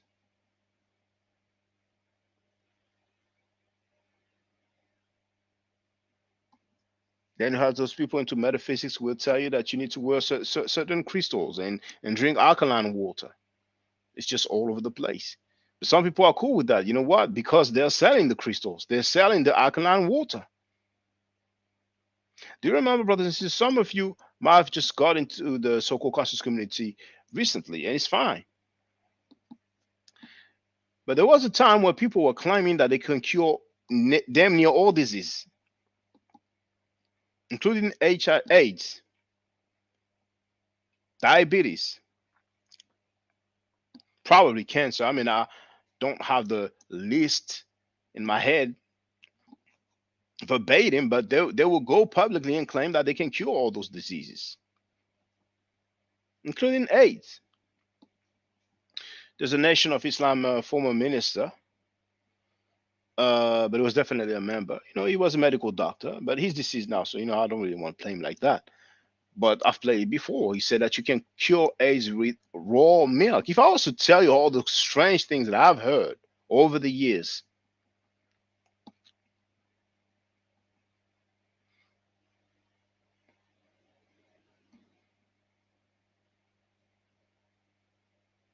now Wesley Muhammad, I mean, Dr. Wesley Muhammad, PhD, said that milk is the food of the gods. Milk is liquid sunlight. When you deal with Dianetics, I mean, is it surprising that you will make statements like that? Milk is the food of the gods. Milk is liquid sunlight. Oh my goodness. But you're going to give respect to them, even when they make silly statements like that, because they are numerous, because they have money. And it's just messed up. We all have a voice and we can use it. So I encourage you, brothers and sisters, speak to the people that recommend the video, mainly the one Kemet and Ma'at, and feel free to tell them to come and ask questions. They can get on the panel. If they don't want to get on the panel, they can ask you their questions, and you can ask me in the chat or on the panel. We can get some clarity.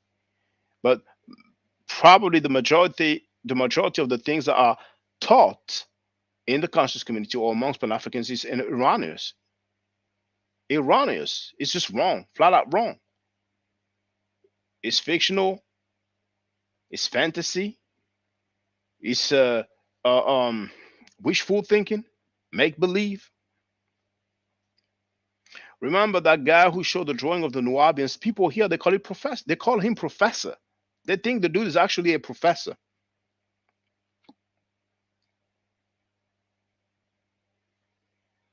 Even the guy who showed that fake PhD degree, he showed it in front of the camera. He showed it himself. It was not a private conversation.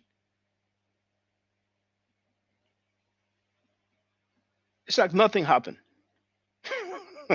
So, I mean, damn, we have 18 people online. Well, I guess, there's no more participation now, so I guess, I might as well call it a day then.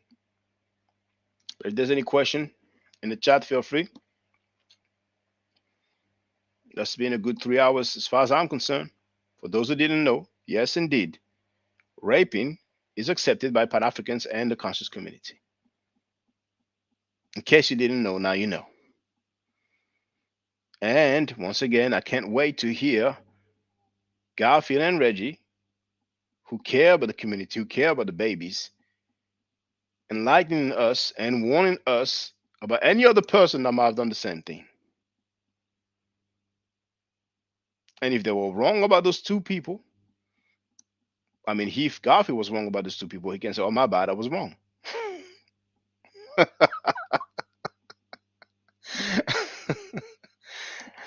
Hey.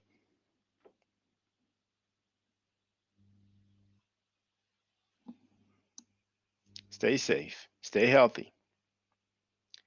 If you're not part of the solution, you're part of the problem. I don't argue, I state facts. If I'm allowed to, Brother Necheru, I'll definitely holler back at you. Do I to do any Necheru Hotel.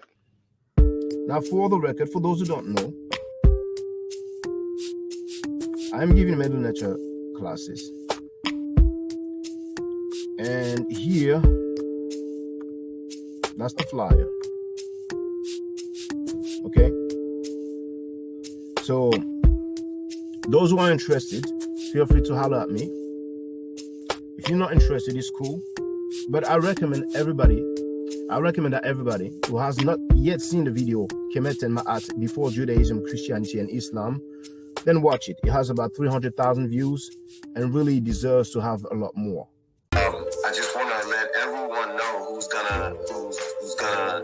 listening in now and who's going to listen to this stream in the future. I just had my first Meta Nature class by Brother Shaka today, and I've had other Meta Nature lessons by other teachers, and I can tell you right now, the brother is the best in the game. He is that was one of the best classes I've ever had, ever. So if you're interested in learning the Meta Nature, if you're interested in getting the basics of it, Brother Shaka is an awesome teacher. Get with him, and it's extremely affordable. This brother is giving us his time and his skills, and he's basically giving it away. I mean, I just consider it a donation. You know what I'm saying? So if anybody is interested in learning the Meta Nature, get with this brother right here. He's an awesome, awesome, awesome teacher. And I'll end with that. Hotep Senu, Hena Senut. This is Julie, also known as Servant of Yah, and I'm currently taking the Medu Nature classes with Brother Shaka, and it has been an amazing experience. Only 2 lessons so far, and I feel like I've been taking the classes for months, just with the how in depth he goes into the vocabulary words, the construction of the language, the grammar. It's been immeasurable, the experience. And one thing that comes across, hands down, is his extreme passion for teaching this to anyone who is willing to learn and has an interest in learning. So I highly suggest, if you are interested, even a minimal interest, that you subscribe to the classes with Brother Shaka. It's such a nominal amount for how much you get. I know, like, our last class was over 2.5 hours. It felt like 2 minutes, but because that's how involved you are in what he's teaching and how he teaches and how compassionate he is about what he teaches. Also with sharing materials free of charge, no question, no doubt. It's just what he does. He doesn't have to, but he does. And so I just wanted to give a short testimonial about the class and the effectiveness of the class. And all of that is attested to how studied Brother Shaka is. So I highly recommend anyone with a minimal interest that you do sign up for the Medu Netia class. Hotep. Don't forget to subscribe to my channel, which is Ma'at Forever. Don't forget to watch the video entitled Kemet and Ma'at. Don't forget to share Kemet and Ma'at on my channel on Twitter, Facebook, Instagram, WhatsApp, or other social media that you use. Email, text messages, you name it. Those who wish to donate can do so on paypal.me/Ma'at Forever.